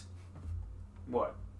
But it can't run a lot of software because these pro creators are like, I love the Apple Pencil. I love the iPad. Like, I love the iPad. I love the keyboards. I love all this. But the problem is, Apple doesn't want to cut off their own products. They're not just going to say, okay, guess what? Your Mac is stupid now. Don't buy a Mac. Buy an iPad. They're not going to overlap their own products. So please stop buying our products. of course, you want I want a good video editor on the iPad so I can take advantage of that hardware. But in turn, if Apple did that, they might have plans for it because they put out a 16 gigs of RAM iPad. I think they have plans in the work for a new version of iPadOS. However, they would literally just be like, oh, you know that Mac, don't buy the M1 Mac, buy the M1 iPad because it does all the same stuff. They would in turn cross lines with their own products. They'd stop themselves, basically. They'd stop themselves from making getting money on sales. Macs.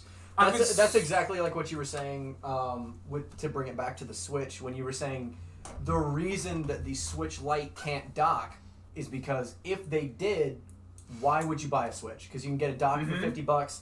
The Switch Lite, I think I paid it was either $250 or $300. They're $199. Yeah. So for $250, you get a Switch Lite and a dock. But a Switch isn't it like $350? $299. $299. So you're saving $50. So and Nintendo's not gonna overlap their own products. No. That's why the hardware in the Switch Lite physically isn't there. It has that USB-C port, but if you tried to dock it, it just won't. And what were you gonna say, Ben? I'm sorry. It's all good. I was just gonna get back down to the modular because I was still thinking on the note that because we were talking about different people who have a reason not to buy it or to not go modular, and I think there was one other that I could think of, and I think that would be people with time, or people with no time, should I say. Yeah. Because I think while that modding is good, and it especially with instructions, especially with guided, and pieces that are already, meant to fit in, it'd be good, but as you said, it takes time to learn. More money is more convenience. Right. There are two resources in, this world, and it's money and time. Some people have money, some people have time, nobody has both. I have none. So, I think the product's really cool. There are also those. I think the product's really cool. I guess we can try and close down the topic with this question. I got a question. I'll start with you, Jeff. Would you buy the modular laptop? Or would you wait? I am kind of considering buying a laptop at some point, and I was looking at it. If I had the money, I would have bought it today. Genuinely, I would have. All right, so let's set this up. If I was rich enough to give you all $1,600 right now to go buy a computer. Would you give it for something else? To buy a computer. I'm not just gonna. Well, what if I invested it into cryptocurrency and I bought some? Dogecoin. What's the one crypto that's under Bitcoin?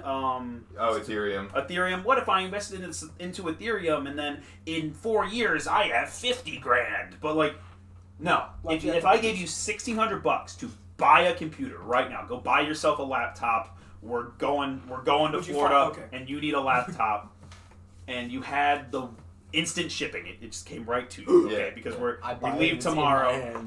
Would you buy the modular laptop? It's got an 11th Gen Core i7. It's fast.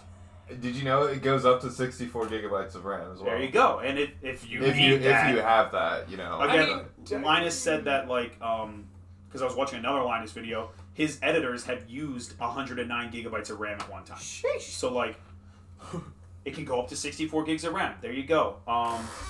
Would you buy it? If I was given the money, yes.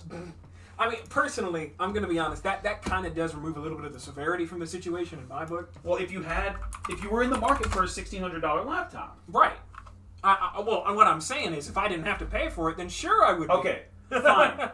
I guess I'll rephrase it a little bit. If you had the money, you were well off, and you could drop $1,600 and it wouldn't hurt you, would you buy Mr. Ben zoomed it all in earlier at a picture of Christopher Sabat. But you gotta do what you gotta do. Handsome. Gotta make ends meet. If you guys were, maybe I'm not giving you the money, if you guys were well off, and you were in the market for a $1,600 laptop and you need something to get things done, would you buy it? Yes. Certainly. No. And why do you say that? I am a contrarian. I'll give my opinion after. There is no work at this point that I can see myself doing or currently need to do. I personally don't have a reason to buy it. If I was going to get a laptop, I would probably get something with less power for cheaper because, let's say I wanted to play games mobile, like actual desktop games. And you can, do you remember? I don't remember. what kind of graphics power did the thing have? Integrated? Probably integrated. Integrated. So maybe he's in the market for a gaming laptop. That's the thing. Yeah. If I was going to buy a laptop, You'd be gaming. it would be a gaming laptop because if you have a gaming laptop, reasonably you can expect that you can do The performance. You have the performance for gaming, but you can also do things like run Microsoft Word. You know, things And that you need to do. GPU accelerated tasks as well. Exactly. So, because it isn't necessarily aimed directly at gamers, it does not fit into the laptop market that I would theoretically be in.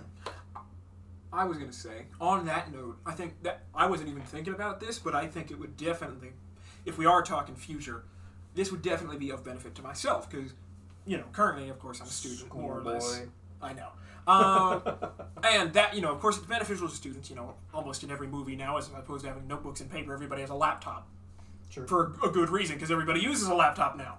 And all of school is you type a paper and Right. you turn it in PDF Digitally, form right. or Word. Some teachers will still ask you to print it, but that's because they're kind of sticklers. But, Old people. that too. Old people. Old people be like, but my other point is, even because my eventual plan for now is at least to become a teacher, and as a teacher, anybody who works in even a semi-office space that's insanely useful.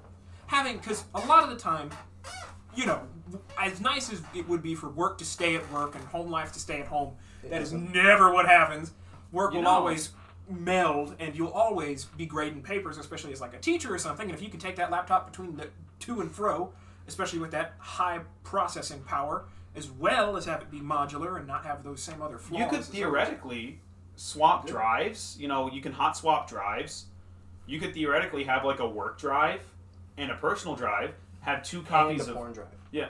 That's the personal drive. Have 2 copies of all it is. Windows. I need 2 personal. Theoretically, if you wanted to boot from these hot swappable drives, you could have 2 That's copies true. of That's Windows. true. You could have a work-oriented operating system That's and a more personal-oriented. Like you have your games, you have all your personal stuff. Your So gaming that and way, gaming accessories. you don't cross work. He said the You've title. never said the title. did. You've ruined everything. Oh, Well, no, my we said goodness. propane and propane accessories. Yeah, but that's funny. We called out the reference. This is not the entertainment and entertainment accessories But- podcast. So I got an Shut up, idea how to Eric. merge it in. I don't know. Did you want to expand on your opinion?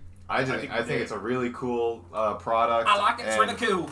You know, I personally wouldn't use it for gaming or anything. That's what I do at home, and you know, I don't need to take it anywhere else. So, you know, what I would use it for is, you know, writing up, you know, Excel spreadsheets or whatever. And you know, I think the ability to be able to swap out like display ports and stuff like that is really, you know, helpful, especially for what I want. So make fun of me. I might have a slightly differing opinion. I Sure. agree that That's I'm not what in the it is. market for a gaming laptop, But because I'm I at might home. be. However, I'm a big person of like I like You're a big updates. person. So like Oh, when my I goodness. when I'm on Windows, like This I guy want likes Windows Windows 11 11. Look at because of the user interface change. I it's love new. changes. Like when I went from iOS 6 to iOS 7, I loved it because of the whole interface change.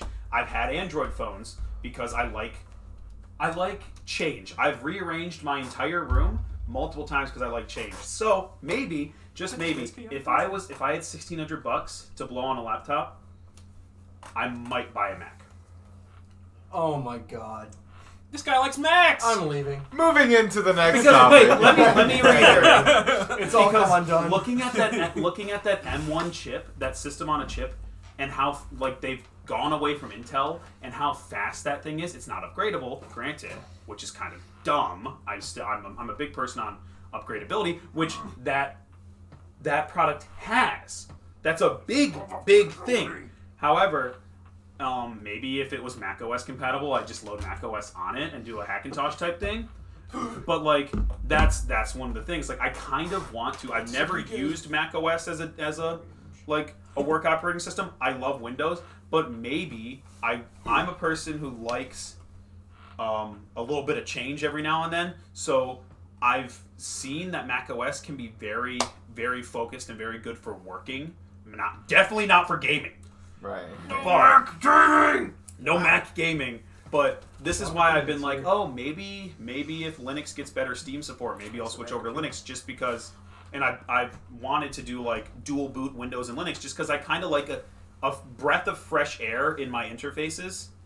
So maybe, and that's one good thing that Android has is it's very customizable. Apple's getting there. They added widgets and stuff, and I really like the widgets. So maybe I would buy a Mac. Granted, I don't want to spend $1,600 on a laptop. I don't. So I probably wouldn't buy a Mac. But if I was, maybe I would. It would be one of my options. And you guys can disagree. I think Mac OS is kind of cool. I've watched some Marquez Brownlee videos.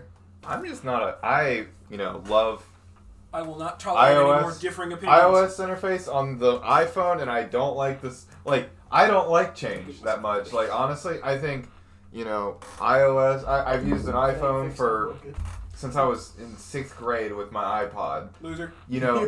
I've used the exact same interface, and that's why I don't want to get a iPhone 11 or 12 because it's like you want 10. That home button. I like the home button. There is an audience who still wants the home button. It's just like I don't really need that change because it's just in a whole another list of things I need to relearn or whatever. But it's like, maybe that's a boomer kind of taste or whatever. When I saw iPhone 10, I was like, dude, we're finally catching up because Galaxy had bezel-less, not bezel-less, but pretty thin bezels on the Galaxy S8. Yes. And I was like, man, they called it the infinity display. I know you mentioned nobody knowing what the word teraflops mean, but I have no idea what that word means. I told you before. Yeah, but I still don't remember. It's like a calculation of how many processes that something can do in a certain amount of time. I don't remember that. Wait, teraflop or bezel? Teraflops. Okay, I was saying I didn't know what bezel meant. The bezel is like the outline on the monitor. So this got like the turn your screen on. Yeah, so like everything around the screen. Around the screen. Modern technology. Yes. Yeah, the Samsung phones. I love the bezel-less. I love that Apple finally went to OLED. Because I was like, dude, the colors on the OLED screen, that looks so cool. Yeah. When Apple added dark mode to iOS, oh my God. I was like, thank you. It's another breath of fresh air. When I went to iOS 14 and I got widgets and we got an app drawer finally, breath of fresh air. I like change. In my daily life, I like change. And not everybody's like that. There's a good amount of people who don't want to touch macOS. And granted, I think macOS can be good depending on the work type. I don't have anything against macOS. I just don't think I could ever use it. And that's fair. There's a lot of people who don't. There's a lot of people who don't want to. I haven't used it. I've used old macOS X, macOS 10. Yeah. But I haven't used new macOS. So who knows? I could pick up a Mac and I could hate it. Right, yeah. Because I haven't used it, but I want to try it. That's fair. The only thing like I said, I've only ever had an iPhone.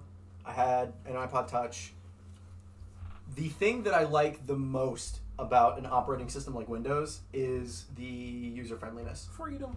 macOS is... Apple operating systems in general are very constricting in what you can do.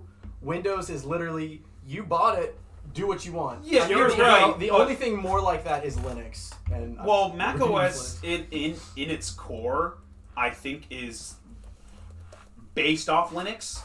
It's pretty similar. You can download stuff from the browser, so it's not as it's still very the security on macOS is great. Oh yeah. It just like iOS. It's not as restrictive as iOS, but it's I feel like you can't have a laptop that doesn't have you can't download stuff. Oh yeah. Apple probably would not do good trying to go for that. No. iOS guys. However, I have heard because my sister is all about Apple, iPad, iPhone 11 Pro Max, and MacBook Pro. So, and she's just like, yeah, if you know how to use an iPhone, you know how to use a Mac. That's true. That's fair. That's like the best selling. That's how they because I've always heard people say I'm stuck in the what is it called mindset. The family, I'm stuck in that Apple family of products. Yes. Because my iPad works with my Mac and my Mac works with my iPhone. I'm gonna go get an Apple HomePod because that works with my iPhone, and then I'm gonna go get an Apple TV because that works with my iPhone, my iMac, my iPad. The ecosystem. Apple shoes. That's what it is. The Apple ecosystem is what drives some of its customers. Huge. It's huge. Apple's making worlds now? Damn. Yeah. Yes, the ecosystem. They're very eco-friendly because they removed the charger from the box. Yes, Eco-friendly. sir! Eco-friendly, You know yeah. Moving on to consoles. Anti-consumerism. People might be mad. Real quick, people might be mad that they removed the charger from the box. I'm not. Apple chargers are dog shit. Got him. Fair enough. Like the light. They need to switch to USB-C. Stop. Yes. Real quick. They switched to USB-C on the iPad Pro. Good. They switched to USB-C. Do that for everything. People were thinking that the iPhone 12 would have USB-C, and then it didn't. Probably just so they can get more money. Top from- 10 Yes. funniest jokes. What they're Because they saving- charge patents on the lightning That's true. cord. That's true. Then make a good goddamn lightning cord. If it, like, I don't know how many charger cords for lightning I have burned through in my lifetime. I don't know about me. I Does use it have to be damaged? this is an Apple cord. Yes. You're on it right now with your chair, sir. Jeffrey! But this is an Apple cord, and it's the 20-watt brick, the fast charger. It's really fast. I have never. Well, And I mean, I I do technically. I use an Apple cord. And this is an Apple cord as well, and I've had them for a long time. my bed charger cord is an Apple cord. Yeah. But We can talk on that next episode if we want to talk about how much eco-friendly the taking the charge cord was and the reasons why they did it. But consoles, you wanted to talk on console sales. Which one sold the most? Jeff, did you want to introduce it and possibly just read off the list of the most sold? Yeah, sure, why not? Top So, three. Do we I want to start with home consoles, or do we want to just do all consoles? all consoles, sure. Okay. So, I already knew that the PlayStation 2, and this is kind of, just general game knowledge, General that gaming. the PlayStation 2 is the most sold console, period. and it's all thanks to 2005 Battlefront 2 and the Crash Bandicoot series. This came out in 2000. Yeah, March it's of 2000 was the PS2. Mhm. So, sorry, if you're not older than the PS2, I'm only like a month older than the PS2. None of us are. So, If you're older than the PS2, you qualify for veterans discount. No, the PS2 should be dead by now. I never used the PS2, and Yeah, it's for losers. I took it out earlier. I took out my original PS2 You did? that I got from my grandmother. He also said it was My a first PS1. gaming console that I will never get rid of because unfortunately my grandmother passed. The PS1, And that was my. PS1, She PS2. gave me that first gaming experience because they were Right. pretty well off. They had a good amount of money, so she got me a PS2. And it was like a lot of people say like, oh, the PS2 sold so well because kids were able to convince their parents because it was a DVD player, and DVD players at the time, Trolled. Continue. DVD players at the time were very expensive. Yes. yeah. So, if you So- just get 2 in 1, you're And able then to... the kid's like, I got him to buy the PS2 for the DVD player. Now I'm a gamer. Now I can play Crash Bandicoot. Yes. I think going off of what you said, I think it's important. Sorry. Important for all of us to. I say we go to the right. So you next, Jeff. What was your first console, Jeffrey? And how much first... have you used consoles in general? Let's see. First console was probably the original DS Lite. When was that? Back in 2000... It should say it on there. DS Family started in 2004. 2004. So I DS think I got my Lite. first one in 2005 or 6. Because DS I Lite was was 3. DS. Does it say DS Lite? No, because it just says the family, so that includes the 3DS, the DS. No, Lite, I don't think. No, that's the 3DS family. See, it's under there. Oh, the is DS it? family Oh, is yeah, yeah. only the DS and the DS Lite. Okay, What about alright, the yeah. DSi? So The DSi would be part of. Oh, and the DS. No, it's up. It's up. Scroll up. I was reading that was up there. Latter two members of the DS product line are the DSi, or the Yeah, they sold about like 40 DSi million, and the so- DSi XL helped further the drive by moving 41 million. Oh, okay. The DS Lite moved 99 million, right? About 93. yeah. So the DSi is in the DS family. 3DS is separate. That's a different because the DSi wasn't too different than the DS Lite. Right, It no, was the able to- DSi yeah. actually, I believe, for the most part, used the same operating system. It had a user interface, a better user interface. Far better. The 3DS, Played the same games though. the 3DS, I think, definitely had its own operating system just Yeah. for the 3D functionality. Yes. Back to So Jeff. yeah, They my had to work that my very around that. first console would probably be Nintendo DS back in like 2005, I think is when I got it, 2006 maybe. And then I got the Wii on release, and then I've been playing PC my whole life, like, you know, but after the Wii, I just sort of kept playing PC from there, and, you know, haven't really swapped. And I've had a 360, you know, at a time, and then we still have a Xbox One as well. Yeah, but that's not your machine. Right. If anything. Yeah, I mean, I've still used it before, but I don't use it that often. Um, Either way. But did you game on the Wii, or did you game on the Wii? I gamed on the Wii. Okay. I played a lot of games on the Wii, and I played them for hours. Did at a you time. All right, the respectable. Nerf game for the Wii? The Nerf game. No, but I did have a.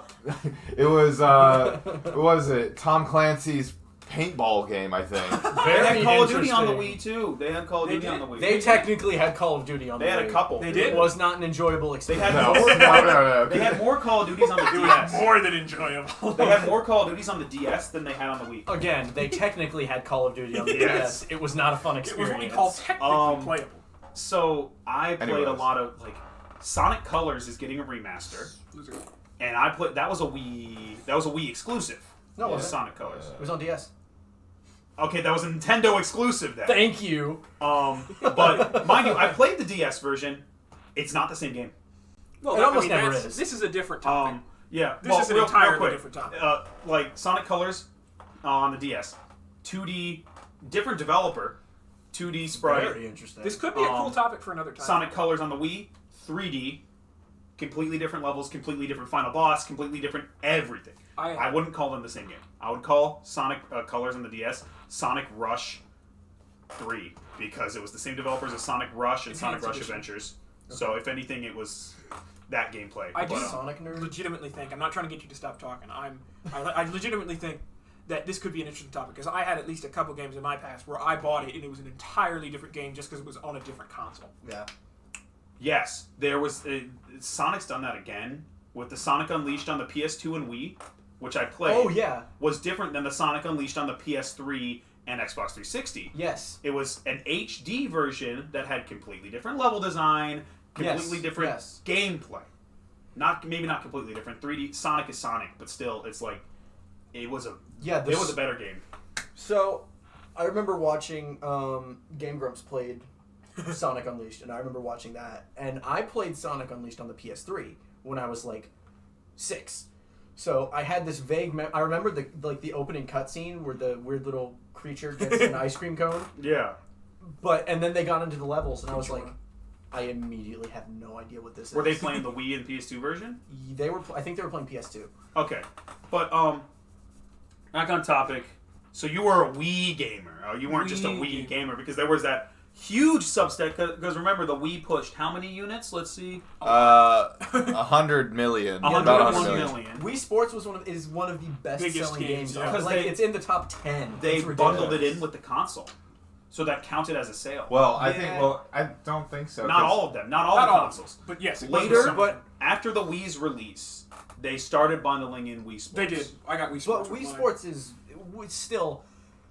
Wii Sports is obviously A venerable classic. It deserves its place in the top 10 best game ever Regardless. made. And then what was it? Wii Sports Resort came with a Sports Wii Resort remote. was huge. So I the really Wii like remotes, that. Wii remotes were $40. Wii Sports Resort was $50. So you were getting Wii Sports Resort and, the Wii remote. of course.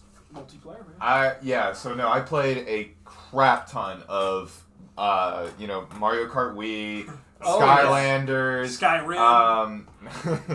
played just a whole bunch Did of they release that? different games, Maybe. what else?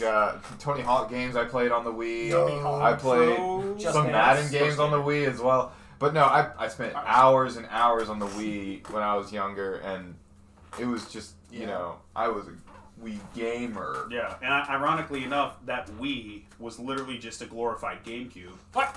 Yeah. No. Because the It couldn't hardware run was GameCube games. like again, the PS2 version and the Wii version of Sonic Unleashed were the same because the hardware was pretty damn close. So Yeah, it was that's why. old.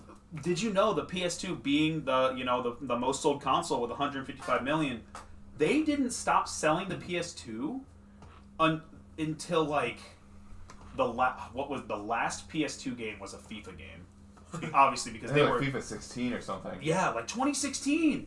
2016, Like that thing was still getting games. Yeah. Yeah. And it came out in 2000. That's 16 crazy. years.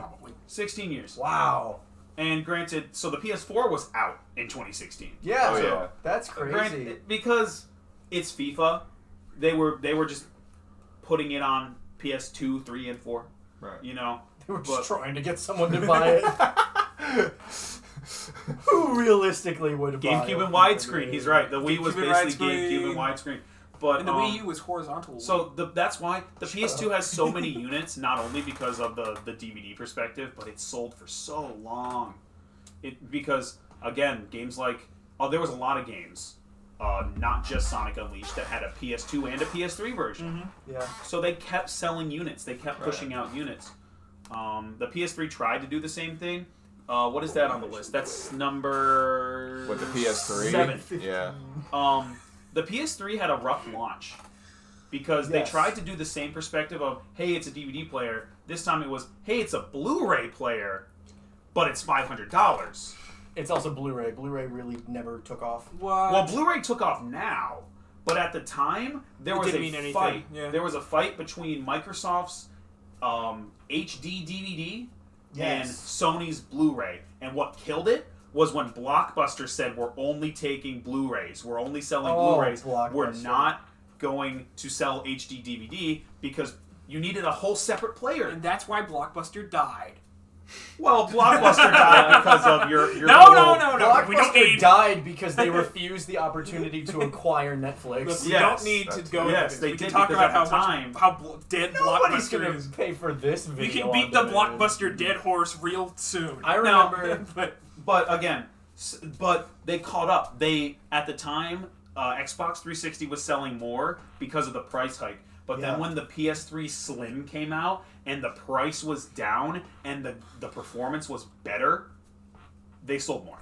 They sold more because it was more affordable. And again, they were still making PS3 copies of games of the same game, not a vastly different game like last generation, on the PS3 and the PS4. Yeah. And the PS3 was a pretty good system, which is why it beat the Xbox 360 by how much? A lot. 87 million versus 84 million. Yeah. But Xbox was ahead for a while. But then when Xbox was just like, oh, yeah, our 360 doesn't have an internet adapter, so you have to buy that separately for their launch console. Wow. I didn't know that. And, you know that HD DVD that you want? The Xbox 360 doesn't play DVDs at all. The Xbox 360 didn't play DVD standard 480p DVD. It does now. You I can need... confirm that. Yeah, it does now. But at the time, it didn't. And you had to get a separate drive for, what was it, $199? $200 just to play HD DVD, which put it at the price of the PS3. But it's HD. Yeah, 1080. Some DVDs were 1080p, but a lot of it was 1080i, which is vastly different. So, Yeah. real quick. Unless you have something more to say on that. No, I was just saying, like, if you look at the list of most sold home consoles, the top 5 is the PS1, PS2, PS3, PS4, and then what is it? The Wii. Yeah. Right? Yeah. Source cited is Wikipedia. That's not the right order. It's There PS2, it is. PS4, PS1, Wii, PS3 But still, every that's one. 4 PlayStations. Yeah. and Yes. One, 4 no, PlayStations. Oh yeah, four PlayStations. 4 PlayStations. Xbox doesn't even make the list. Yes. Xbox There are a couple 360. now. So under the PS3 at number 5, Nintendo Switch at number 6, and Which is Xbox. impressive. Yes, that is impressive. Well, I was going to hark on that in a second. Yeah, he's gonna get on that, but Xbox 360 at number 7, which was the competitor to the PS3. I had a 360. I later got a PS3 I had a 360. when I I got. had both. Yeah, I never saw had both. my PS3. I gave to Jeff to play Persona 5 on it. Persona 5, another game that was on the PS4 and the PS3. Granted, the PS3 only did 720p, so if you wanted to play it in 1080p, you had to get it on PS4. Right. But it was still that part of the generation that the games were the same. Right. So, I wanted to mention real quick, 2 vastly different scales, okay? One, that the original NES is number 13 on this list.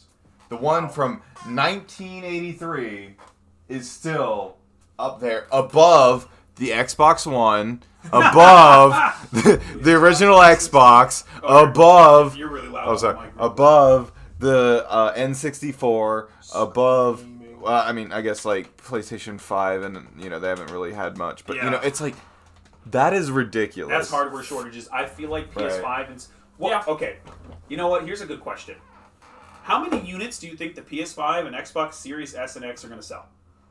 No idea. I think they will either sell at or very slightly above the PS4 and the Xbox One. What was PS4? PS4 is currently at 115 million. Actually, I don't think either console is going to sell as many as the PS4 and the Xbox One. Which they're still selling. They are. I yeah, think exactly. Technically, Xbox isn't manufacturing them, but if you can find one. But the PS4, I think they might be still. I've seen PS4 Pros brand new come into Target.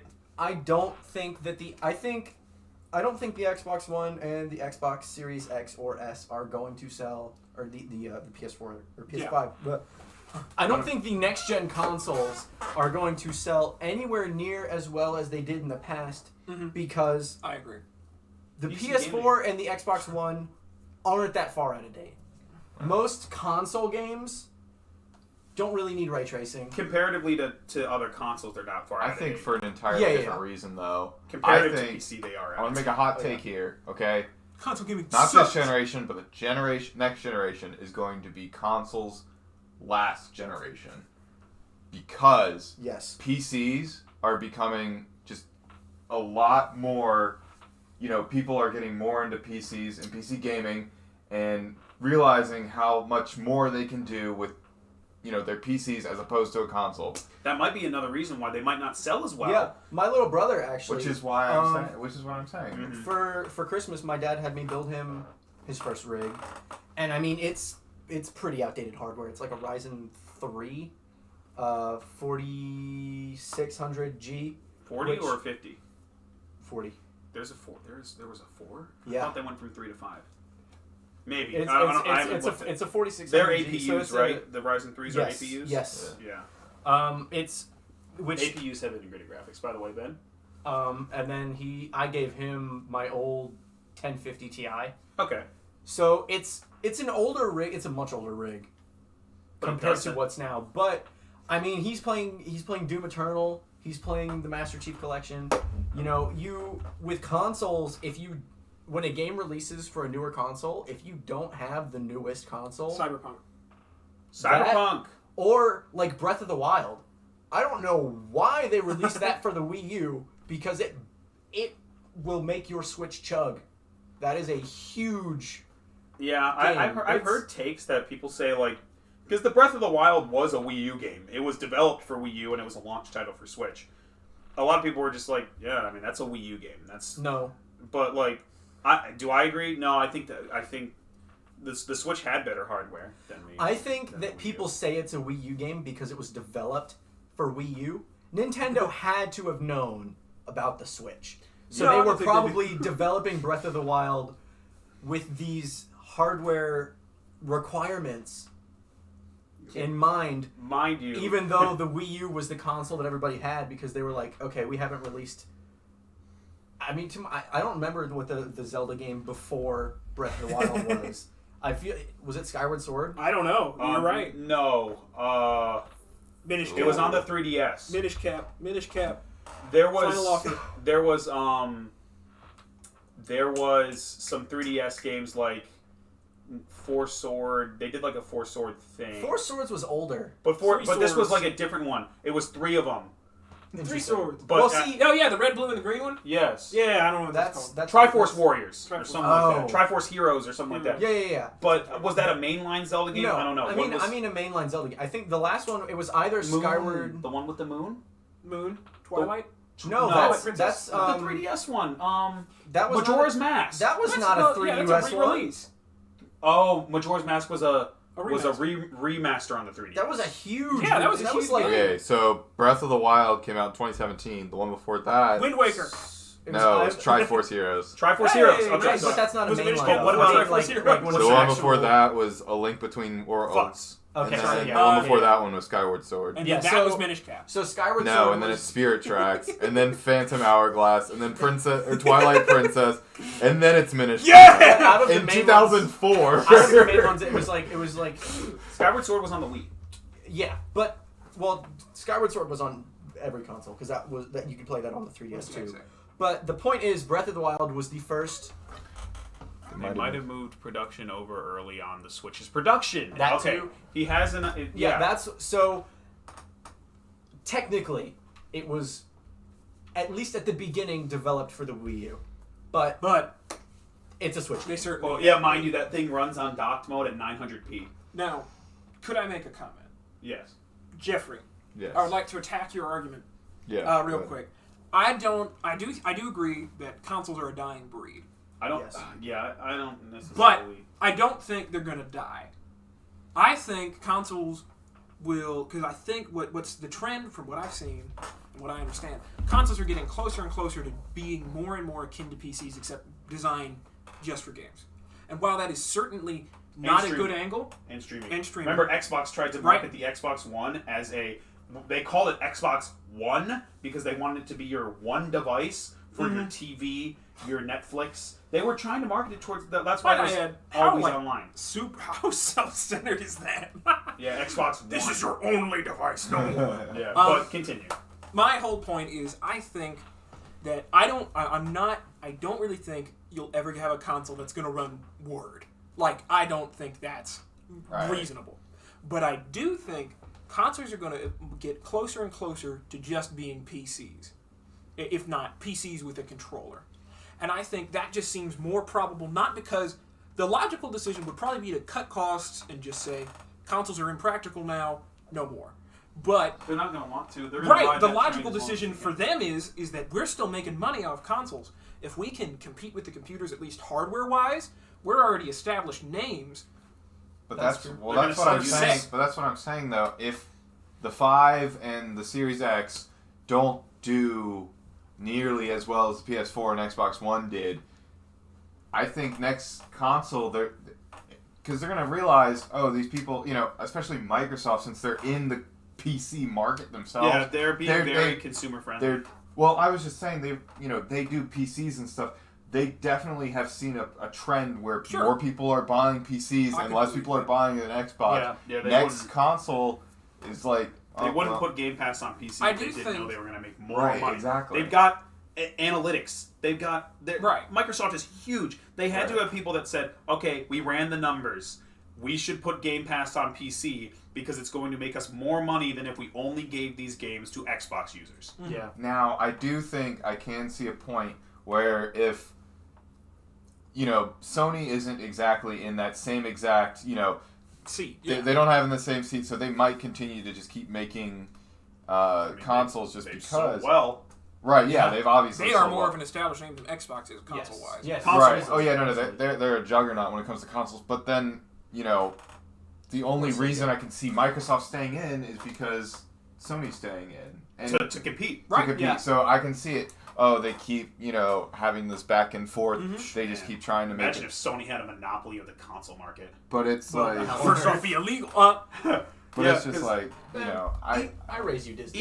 Even then, to build off of what you said, Jeff, you can see Sony has been porting their exclusives over to PC. Horizon Zero Dawn, Persona 4. Persona 4 technically, but that was more Atlas. Yeah. But when I say Sony exclusives, I'm talking about the companies they own develop the game. Right. So we still haven't seen Spider-Man, but we've seen Horizon Zero Dawn. Has God of War moved over? No, No, they're not I going to think let so. them Yeah. do it. Unfortunately, that makes me very sad. What was the other ones? Days Death Gone. Stranding, Days Death- Gone. Death Stranding? Was it timed exclusive? Yeah, Death Stranding released as a PS or I think it was just PS4. Yeah. But it wasn't planned to be a PS4 exclusive forever. Just like Metal Gear A Solid timed 5. exclusive. A lot of stuff Was- was happening with the Epic as well. But Epic's mind what's you, going on. even executives at PlayStation have said, yes, we are going to keep moving PlayStation games to Steam. to the PC because they see the market, and even if they're 4-year-old games, like there's fanboys for Sony that are getting mad that 4-year-old games are coming to PC. And they're probably jealous that it's a superior version because you get the deluxe edition and you get graphical fidelity updates. I wish they would move Spider-Man over. Oh man, I wish they could. But it's such a good game. Like I only played it for 5 seconds on Garrett's PS4, but it's. I know. I played it on my friend's PS4, and he was like, "Aren't you going to do any missions?" I was like, "No." Yeah, I just want to swing around the buildings. Exactly. That was the funnest part. But climb the highest building, so even Sony sees okay. Maybe we're not going to do day one ports. Yeah. But we're going to do ports because it's going to bring in money. Mm-hmm. So I don't know if it's going to be next generation will be the last one, but it's eventually. I don't think they're going to die. I think the only company I don't think is ever going to go away in the console world is Nintendo. That's another thing. True. This is which is something I wanted to also mention. Where it's else are we going to play Mario? Yeah, it's like they are kind of just there, but I was talking more like console war between Xbox and PlayStation. Because while Sony's moving their games over, while it is slow, Nintendo's not. Right. No, I do think Nintendo, if anything, they are sort of the Disney of the gaming world in terms of protecting. They don't have to do anything. And they're gonna eat up your nostalgia. They're gonna eat up your nostalgia. Nintendo, they're gonna feast. The original console war. Nintendo absolutely butchered Sega. Oh, yeah. And it's just like... Speaking of which, let's check the numbers real quick. Oh, yeah. Sega Genesis versus NES. Right. Okay, so NES was 13. 61 million. What was it SNES that was the competitor to Sega Genesis? Yeah, I think so. So 41 million 49 million for the... 50 million versus 30 million. 30. Right. I mean, that's not as much as I thought, but that is 20 up. But that is also like in a console market that wasn't there. Yes. The Genesis wasn't the last console they made, was it? No, that was Dreamcast. Yeah. Which, funnily enough, Dreamcast, when we're talking about consoles being more and more like PC, the Dreamcast ran a modified version of Windows 95. Interesting. But yeah, so Dreamcast... I think it's 95, I know. It was Windows. I've never even in my life seen what a Dreamcast looked like. I have. Dreamcast was... His brother has one. Really? The Dreamcast had a little display on the controller. Huh. My brother has a lot of money. But yeah, so the Dreamcast was probably the biggest flop in the console world, period. They showed up at E3 2000. What about the Ouya? It was either E3 2000 or E3 1999. Sega showed up, and it was their last E3, and Sony, I think it was the same E3 when they announced PS2. There it is. The 9.13 million copies for and you know what year was that? The 1994. And they were still pushing Dreamcast stuff at the same E3 that PS2 came out. So they just weren't even trying. It was their last one. I mean, yeah. I feel like the only money that Sega was realistically making at that point was Sonic. And that's almost like the only money they're making now. To be fair to them, the Sega Genesis did come out after... Well, hold on. No, sorry. That's 10 years before. Never mind. Remember all the arguments, though? Like, people were going to Genesis because you could get the uncensored version of Mortal Kombat that wasn't on Nintendo. That's huge. And they're like, Genesis does what Nintendo... You know, Nintendo do ya, you know? But, like... Do you what? Nintendo. But, They had a competition, and it was like Sonic was that competitive. Jack brings up the Virtual Boy. True! See, yeah, Nintendo might have done well with the GameCube, but they also did the Virtual Boy. Listen, before it's done, PSVR wasn't bad. PSVR? What is the lowest selling console? Pure curiosity. So it says it was the Atari 5200, but that's also the very first, or one of the very first game consoles. And remember, gaming 2600. Home gaming was very taboo. 1 million. Remember when Nintendo, there was something with the U.S. government or something where they had to market the NES as a toy. The U.S. government said no more gaming. There was something like I don't know if it was a tax or something, but the reason Rob, like, you know, in Smash, the Rob robot came with the NES, and you could Because like it's a control. toy, You quote could control. You could control Rob with the NES. So they were trying to market the game console as a toy. It's just a toy. It's just a toy. To get around that legal Your struggle. Trojan horse gaming. Because remember, this is Japan, not the U.S. Yeah. They were trying to get around that by saying, no, Yeah. this is just a toy. We're marketing a toy, but it was a game console. So the Atari. Have any of you actually played an Atari? I have not. Once. It I played is- Atari games. The Atari is what. The Atari 2600 was an absolutely fantastic system. They're good. They're really good. They're From what I remember, they're great. they're built different. Built different. It's like a hard plastic shell, but I'm 99% certain it is nigh indestructible. Like it's just, oh my god. Mario Party 8 production was started on the GameCube, later ported Yeah, they products moved it to the to. Wii. Yeah. So, but it's. I don't know. We probably won't touch on Pokemon Unite because we're hitting 2 hours Yeah. on this. Right. Wow. Let's see. I did want to mention the Nintendo Switch. Push cells after the ET. Yeah, yes. Obviously, a Rob, big yeah. outlier in all of this. Only coming out like 4 years ago, is already Yeah. in the top 10 most sold consoles of all And time. it's only going to go higher, Right. Because Right. again, sales are at peak right now. Right. They're at peak right now, and I think we're all in agreement that a Switch Pro is inevitable. It Yes. might not come until the superconductor shortage is dealt with, but when it does, the Switch Pro is going to come out, and then sales are going to. They've always done it. They're not going to Yeah. replace. They're not going to make their, because Nintendo never wants to make their current users feel like their hardware is crap Right. now. Right. Because remember, the 3DS got the new 3DS, the midlife upgrade. Just like the PS4 midlife got the crisis. PS4 Slim, the midlife upgrade, and then eventually the PS4 Pro. Same with Xbox, Xbox One S, Right. the midlife upgrade, So now we've got Xbox the. One X. We're gonna get one. Oh yeah, because we. What? Processors, or what did you say? Superconductors. Superconductors. I think, I don't know if this is dead, but I do think until the superconductor shortage fixes itself, or doesn't, I do think we can't accurately judge the sales of PS5. We Oh, can't. that's how I have But it. No. I think that's also my point, is that I do feel like they might see it as, and the way I currently see it is that is what has caused, or that's what might be what causes a lot of people to shift.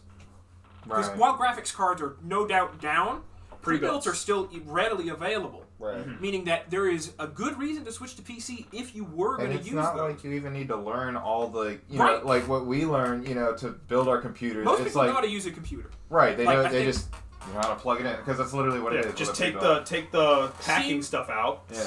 Put But the panel back on. Right. Plug it in, and Windows is already installed. Yeah. My prediction wasn't that I didn't think the PS4 was going to sell bad, or the PS5, or the Xbox.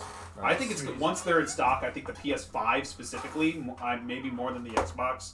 Will sell better. Yes, I think the PS5 is going to dominate. PS5 Not is only going to sell well. Oh, yeah. Real well. exclusive sell consoles. I'm not saying Microsoft has bad exclusives. I'm buying Forza 5 day one, Forza Horizon 5. But because of the PC gamer shift, Microsoft may come out with more money, maybe. But I feel like in terms of units sold, the PS5 is going to sell. Yeah, so I think the PS5 is going to sell better, but the reason that I don't think either console is going to sell the way that Microsoft or Sony want it to They is definitely want to because of the fact The shortage. that not the shortage What you at got? all. I think that it's because in terms of console gaming, there hasn't really been a need for a performance increase.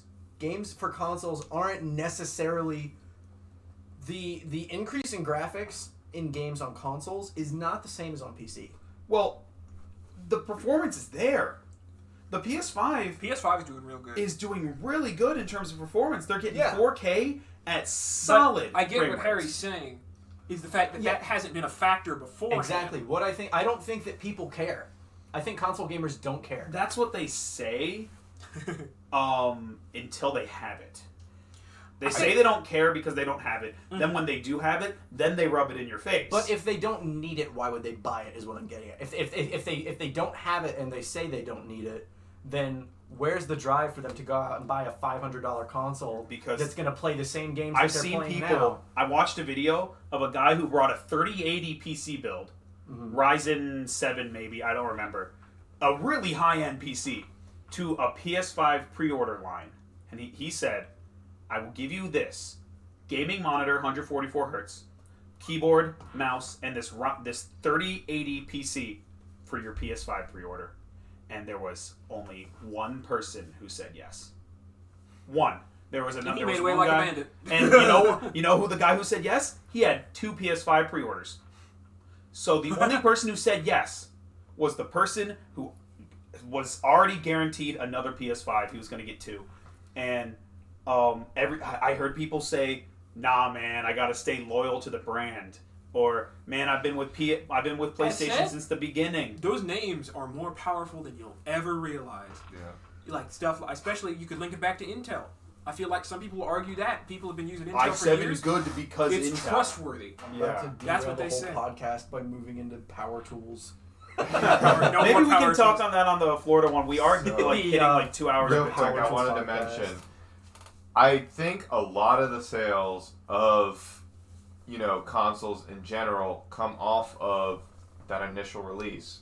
And because And they've been crippled. they were crippled and there's practically no initial release except for, like scalpers and everything going awful, Just get good. it just doesn't... Well, I don't know if Go it's to going to PC? be able to rebound as well as it will. I don't. Yeah. You're right. I don't think they're going to sell as well as they would have if people could get them on day one. However, when I was working at Target, I got so many people coming in there. Y'all got PS5s in stock every day. But do So you I get do that think- now? I would still get it now. Like how many though? Not as Compared- much because right. people have finally learned that. Okay, They no come bother out. asking Right. because if they had them, they'd probably They'd be be gone gone. anyway. Right. Which is my point though, because they just They have them. they- Little secret from me, they have them, but it's timed drops on the website.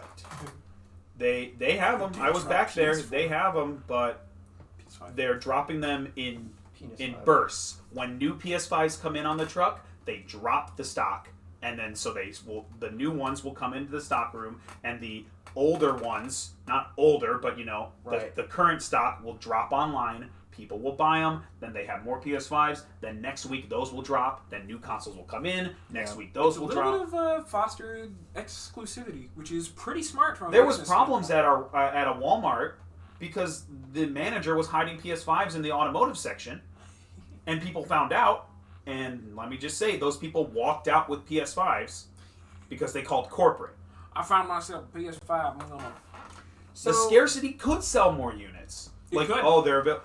But it's highly immoral. But the scarcity could also severely tamper the Yeah, sales. it scares And people anger away to buy customers. more pre-built PCs Yes. or something. Right or a now, Switch PC or is something. flourishing. Even though the parts are super high, PC gaming is still... Yeah, Yeah. and that's because I think, like I've been watching NZXT because I have an NZXT case. ZXT.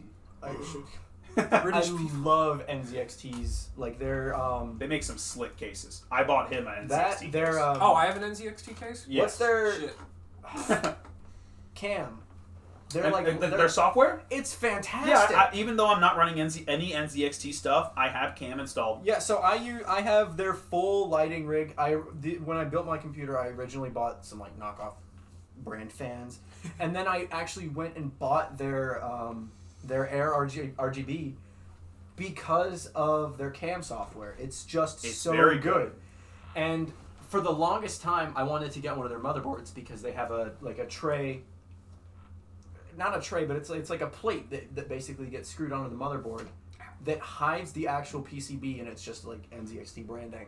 Mhm. But it looks really sleek. Have you seen? Oh yeah, their motherboard. Yes. They just a couple months ago, finally they have an AMD, an AM4, Finally. because And before look it at was that. just Intel. That's that Intel thing. Yeah, and People then on top will of hop on that, Intel first. they their boards, all of their boards, no matter what, come with Wi-Fi, which is Mhm. another huge Which thing. is a lot of board manufacturers are going for that now, which is great.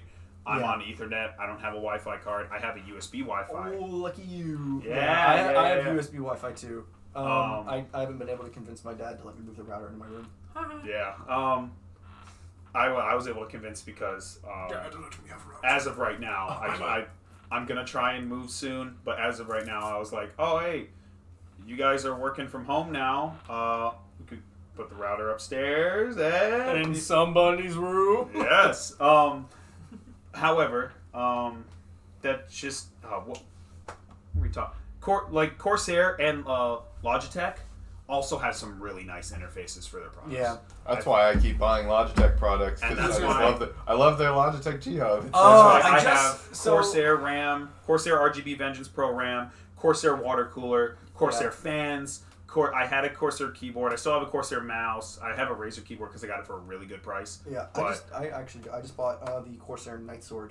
ooh, It's a very nice That's mouse. the G502 competitor. Yeah. I just bought the Corsair coffee maker. Oh, yo. Built And into then, your PC. so We don't want to go too much into PC gaming because we're on consoles, but we could probably just talk about PC gaming as a whole next episode. I feel like we could. I feel like we're at a good stopping point. Unless We anybody are, has we any are. good Unless console anybody takes. has any. When it comes to next generation consoles, one more point I wanted to say. I feel like the consoles have the full power to put GameStop out of business. Yeah. Because Easily. when the Easily. PS5 came out with no disc drive, because the first model that they announced was the one without a disc drive, and then later they announced the disc drive one. It was probably at the same conference, but I have a feeling there were some GameStop executives that they were like, "Wait a minute, digital only? Oh no!" And then but you could pay $100 more for a disc drive, and then every GameStop executive just let out a giant sigh of relief. Quick Will next gen have disc drives? No. Just in general, no. I don't PCs think- got rid of they're not disc gonna- drives long I ago. think this is. I was going to ask because I know Xbox and Sony have their examples of no disc drive, and that's like an option. Right. But I don't know about the Nintendo, Series S. I'm not sure. PS5 is blazing that trail, and Yes. Xbox sure to follow. Yeah, Point of my matter being, Nintendo is our outlier still. they're using cartridges. They're using cartridges. Do you think that Nintendo will drop cartridges? How many, especially... No. I don't think so, no. but how many online games have you bought on the Switch for downloads versus So, cartridge games? Every single game that I own is a digital download because The portability. the portability. For one, I don't have a case for my Switch Lite. Mm-hmm. Because I usually, to be perfectly honest, I don't take it anywhere. I bought it to play. Oh man, he's playing unprotected. I am. Jeez. I bought it to play Animal Crossing. And then you never did. How was Animal Crossing, by the way? I know it's good, but I haven't played it. Who told you it was good? Oh, a lot of people. These people are So brain dead. It is. I own it. I don't. It's like, I don't honestly- think I would like it. I don't think I would like it. No, you probably wouldn't because you do the same thing every day. Well, You wake up, you pick all the weeds on your island. I also you- don't design outfits. That you eventually work up enough bells to upgrade some building in your town, and then you have to literally wait until the next actual day for the building to change. I think there's a lot we can talk about. Well, we should talk about this next time because I can understand why people like Animal Crossing, but If you like tedium and repetition, Animal Crossing is for you. If you are capable of more than one thought, probably play a different game. All right, fair. Go back to Animal Crossing. But back onto the consoles. Yeah, I think next gen might not have disc drives because think about it, man. Sony But do wants you you think- to buy digital. Do you think Switch will Switch. get rid of their? Look, man, I'm surprised we're still on cartridges at this point. I don't Well, think, what do you think? unless high capacity SSDs get small enough to fit in something like a Switch, Cartridges are going to live on. if something like that becomes cheaper than it is now, I don't think Nintendo. Because, will like, move away think from about that. cartridges. Another thing. When you buy a disc, real quick, when you buy a disc on an Xbox, you're still getting the full install of the game. When I had my Xbox and I had Overwatch on a disc, I took the disc out, returned it, bought digital. I didn't have to download anything. Yeah. The disc on the Xbox One is a key. It's literally a product key to activate the software to let you play it. So I bought Fallout 4. I bought a physical copy of Fallout 4. Got I home, did as well. smacked it in my computer because. Oh, you bought a computer. Yes. My first computer Cyber Power may have changed the way they do pre-builds. Mm-hmm. They didn't when I bought mine. You had a disk drive? No disk. It had a disk drive. It had an AMD. It was a Black FX. No, it wasn't. Those it wasn't. FX chips. It was an AMD FX. It was a 6-core. AMD got in trouble with the FX processors, the bulldozer architecture, because It's not 8-core. yeah, they said it was 8-core, It's not. and it was like so bad that they got sued It's for advertising it as an 8-core. I've never even heard of it. It's before. 6-core because Bulldozer cores. I don't remember what it was. It was like there were cores in the actual die that were set aside for things that weren't normal process calculation, but they were like, hey, it's 8 cores. There's technically 8 cores in there. You What can't they got use sued all for that. of them. What They was got your- sued for that. Right. Yeah. What was your thing? Yeah, so I bought Fallout 4 on a disc, and I was like, okay, I paid $60. I should be able to go home, It put didn't this work. disc in the disc drive, and then play the game. And I was like, all right, we're going to take 3 hours to install your game. I'm like, Because it's installing from then a why disk. did I buy the disc? Yeah, because discs have really low transfer speeds. But But- it was like, if I can, you couldn't just read it off the disc. Yes, there's going to be update data for Switch games, Mm-hmm. but that's only like I've only seen update data of like half a gig. So Yeah. it's like you put in your cartridge, you can still play the day one version on that cartridge. Right. No internet required. Yeah. PS5 and PS4. If I put in a PS4 game, I can play the day one version of the game. I could play day one Cyberpunk if I disconnected my Wi-Fi and put in the disc. You know what? You know what a difference is? I think because Nintendo is going for that more family friendly, orient casual game or whatever. Once again, don't look at the eShop. They go. Yeah, they've been getting more They- adult content games. They won't get rid of the cartridge because the a parent. Imagine it like this: they're giving their I get it. child, like Yes, their yes, yes. 6-year-old child, Very good a point. Switch, right?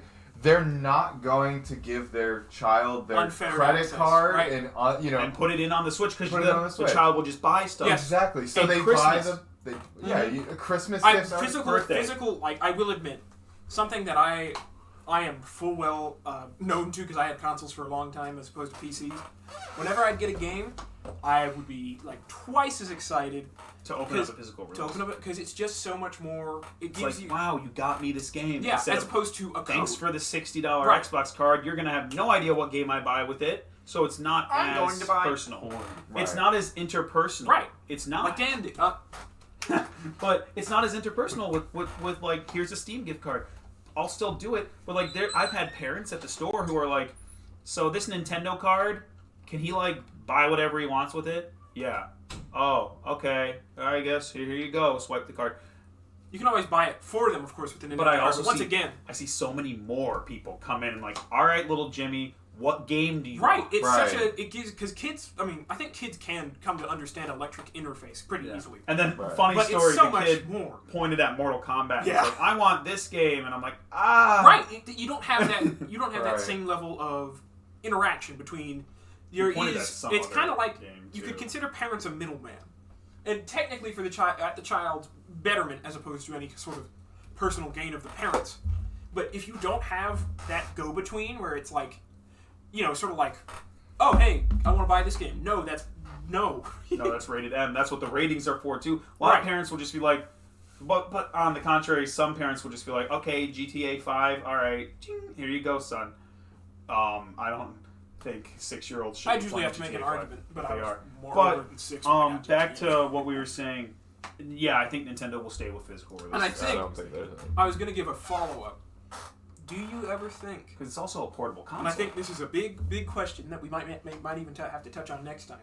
We'll do it as the ending question. I Do guess. you think Nintendo will ever go back to a non-mobile console? What's the next Nintendo console? Will they go back to a solely home Because console? after the Pro, what do you think they're gonna Because do? remember the Wii U was with the gamepad. It was kind of like the like. Can we do this? It's kind of like the missing link between the Wii and the Switch. Yes. But I'm saying, what do you think the next step is? Do you think they're just going to try and get more and I don't more even advanced know. They're gonna. Switches? I Thinking think about it now, though, Nintendo's whole life has been mobile consoles. Game Boy, 'cause DS. They discontinued the 3DS Switch. because the Switch The Lite. Wii wasn't. The Wii. Well, yeah, but I mean, of course, there's the NES, the they did. The Wii, the GameCube. The ones that they have dabbled. And with GameCube had the Game Boy Advanced Link, the cord to plug in your Game Boy Advance to the GameCube. Since the Game Boy came out, Nintendo has not had a normal console without having a mobile console. So my answer to your question, Ben, no, because they discontinued the 3DS family of products, not only because of age, but because of the Nintendo Switch Lite. Mm-hmm. The Nintendo Switch Lite is their strictly mobile, and they had their home console hybrid. So they're not going to step back and say, okay, we're going to make you buy 2 consoles again. We're instead of having that home console hybrid, we're going to have a home console, because then that separates developers too. So now they had 2 Smash Bros. Smash Bros. For Wii U and Smash Bros. For 3DS. I don't think Nintendo's going to want to do that again. I think, even on that note, where do you think they'll go from here? Well, I'm going to let them have their input. I wanted to ask a separate question, and it's Switch. So with the Steam Deck coming out, if it does well, do you think Microsoft and Sony also follow in the same direction as mobile gaming, as what they're doing? I think that makes sense. I'm honestly surprised Sony hasn't tried to revive the PSP family. They already have the technology, relatively. Right. They do. Sony could definitely, and they have the money. If Sony tried to make a PS5 mobile, or at least a mobile PS4, just throw the because again, remember, your flagship smartphone, while it is $1,000, it's faster than the PS4. Right. I think Sony definitely could make a mobile PS4.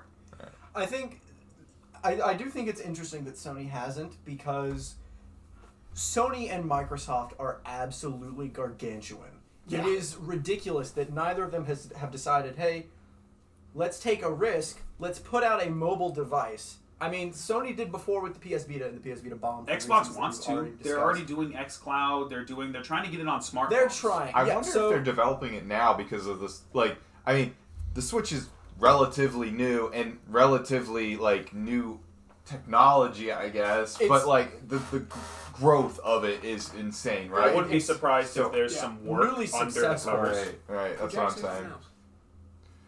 So, anyways, So Jack brings up a good point. Cartridges have faster load speeds than discs, so that's probably why discs went away first. We can look into this next time, because they're Blu-ray discs now. The games are on Blu-ray but still, discs. solid state storage. Yeah, you're right. It's good. I've been reading a disc, but we could probably touch on for next week. We could probably touch on the next a lot more PC gaming stuff, because we have a lot of stuff we want to talk about. Because now that it's going to be more of us, and I'd be happy to have you guys on regularly. Because I honestly, I really enjoyed this. I really enjoyed this. I like this, yeah. So I would be happy to have you guys as permanent members, as long as he's cool. I know Ben hates me, but I had to fight tooth and nail. No, I like this. I think it brings more breadth to the podcast. Yeah. Despite our low viewer count, we appreciate you, Jack. And Thomas, I'm sure you're going to watch this too. I appreciate you too. And thank you, Jack, for staying around. Jack, but no, I'd be happy to have you guys on. Obviously, you're going to be on in Florida. We're going to figure out some way to get the podcast going in Florida, whether it's on Thomas's computer, just installing OBS, on a Linux boot drive, or the Linux boot drive that I might, because there is a Linux distro that just comes pre-installed with OBS. And all this other software that me and Jeff used in our computer essentials class. I got stuck with the video editing distro on the USB. Got him. So, and then I was immediately making a YouTube poop, because we had to do. It was really funny. We had to do. Our teacher told us to do something in the operating system that only ours could do, and I was like, I'm gonna make a YouTube poop. So I started downloading the Mario and Luigi and and I was like, what if I just played this over and over? But anyways, that's already been done. Anyways. So topic. I'd be happy to have you guys. We can probably redo our logo with something that you guys make. Nothing. By the way, Jack. Yeah, you win nothing. And like it. Do I win? Well, you want to join my That's my free jam. gift card giveaway? Click the link in the description below for me to steal. Yes. And before the podcast is like 8 people. Our whole friend group is chatting shit about it. So I'd be happy to keep you guys on. Yeah. I'm excited for next week to see what we talk about. We have a whole car ride to talk about future topics. Oh yeah. We do. I will be. That is a Unfortunately, 16 not I talking don't to like anyone. any of you, and I don't actually want to talk to you I will guys. shut off my brain so I can avoid speaking with you. So, I guess anyone who is watching, whether it be live or just listening, I want to try and put us onto the podcast app or Spotify. Yeah, we need to get on an app. Spotify is going to be easier than podcast. Spotify would be much Yes. easier. So I'll look into that. Maybe not this Get us week on or next Apple. week. Check Get us on Google What I saw, Podcasts. podcasts, the Apple Podcast app isn't too hard to get on. Anyways, thank you for watching the Gaming Like and and Gaming subscribe! Accessories Like and podcast. subscribe with your knuckle or with your nose. With your nuts. Only 5% of people can do that. Only So 5% Yeah, of people so have could nuts. easily. And no joke, no scam. If you like the video, I will come to your house with a brand new Switch OLED. Oh, I will come to your house. I will You come won't to your know house. when. I will stalk you. But if you every dislike time that- you're not running, If you I'm getting close.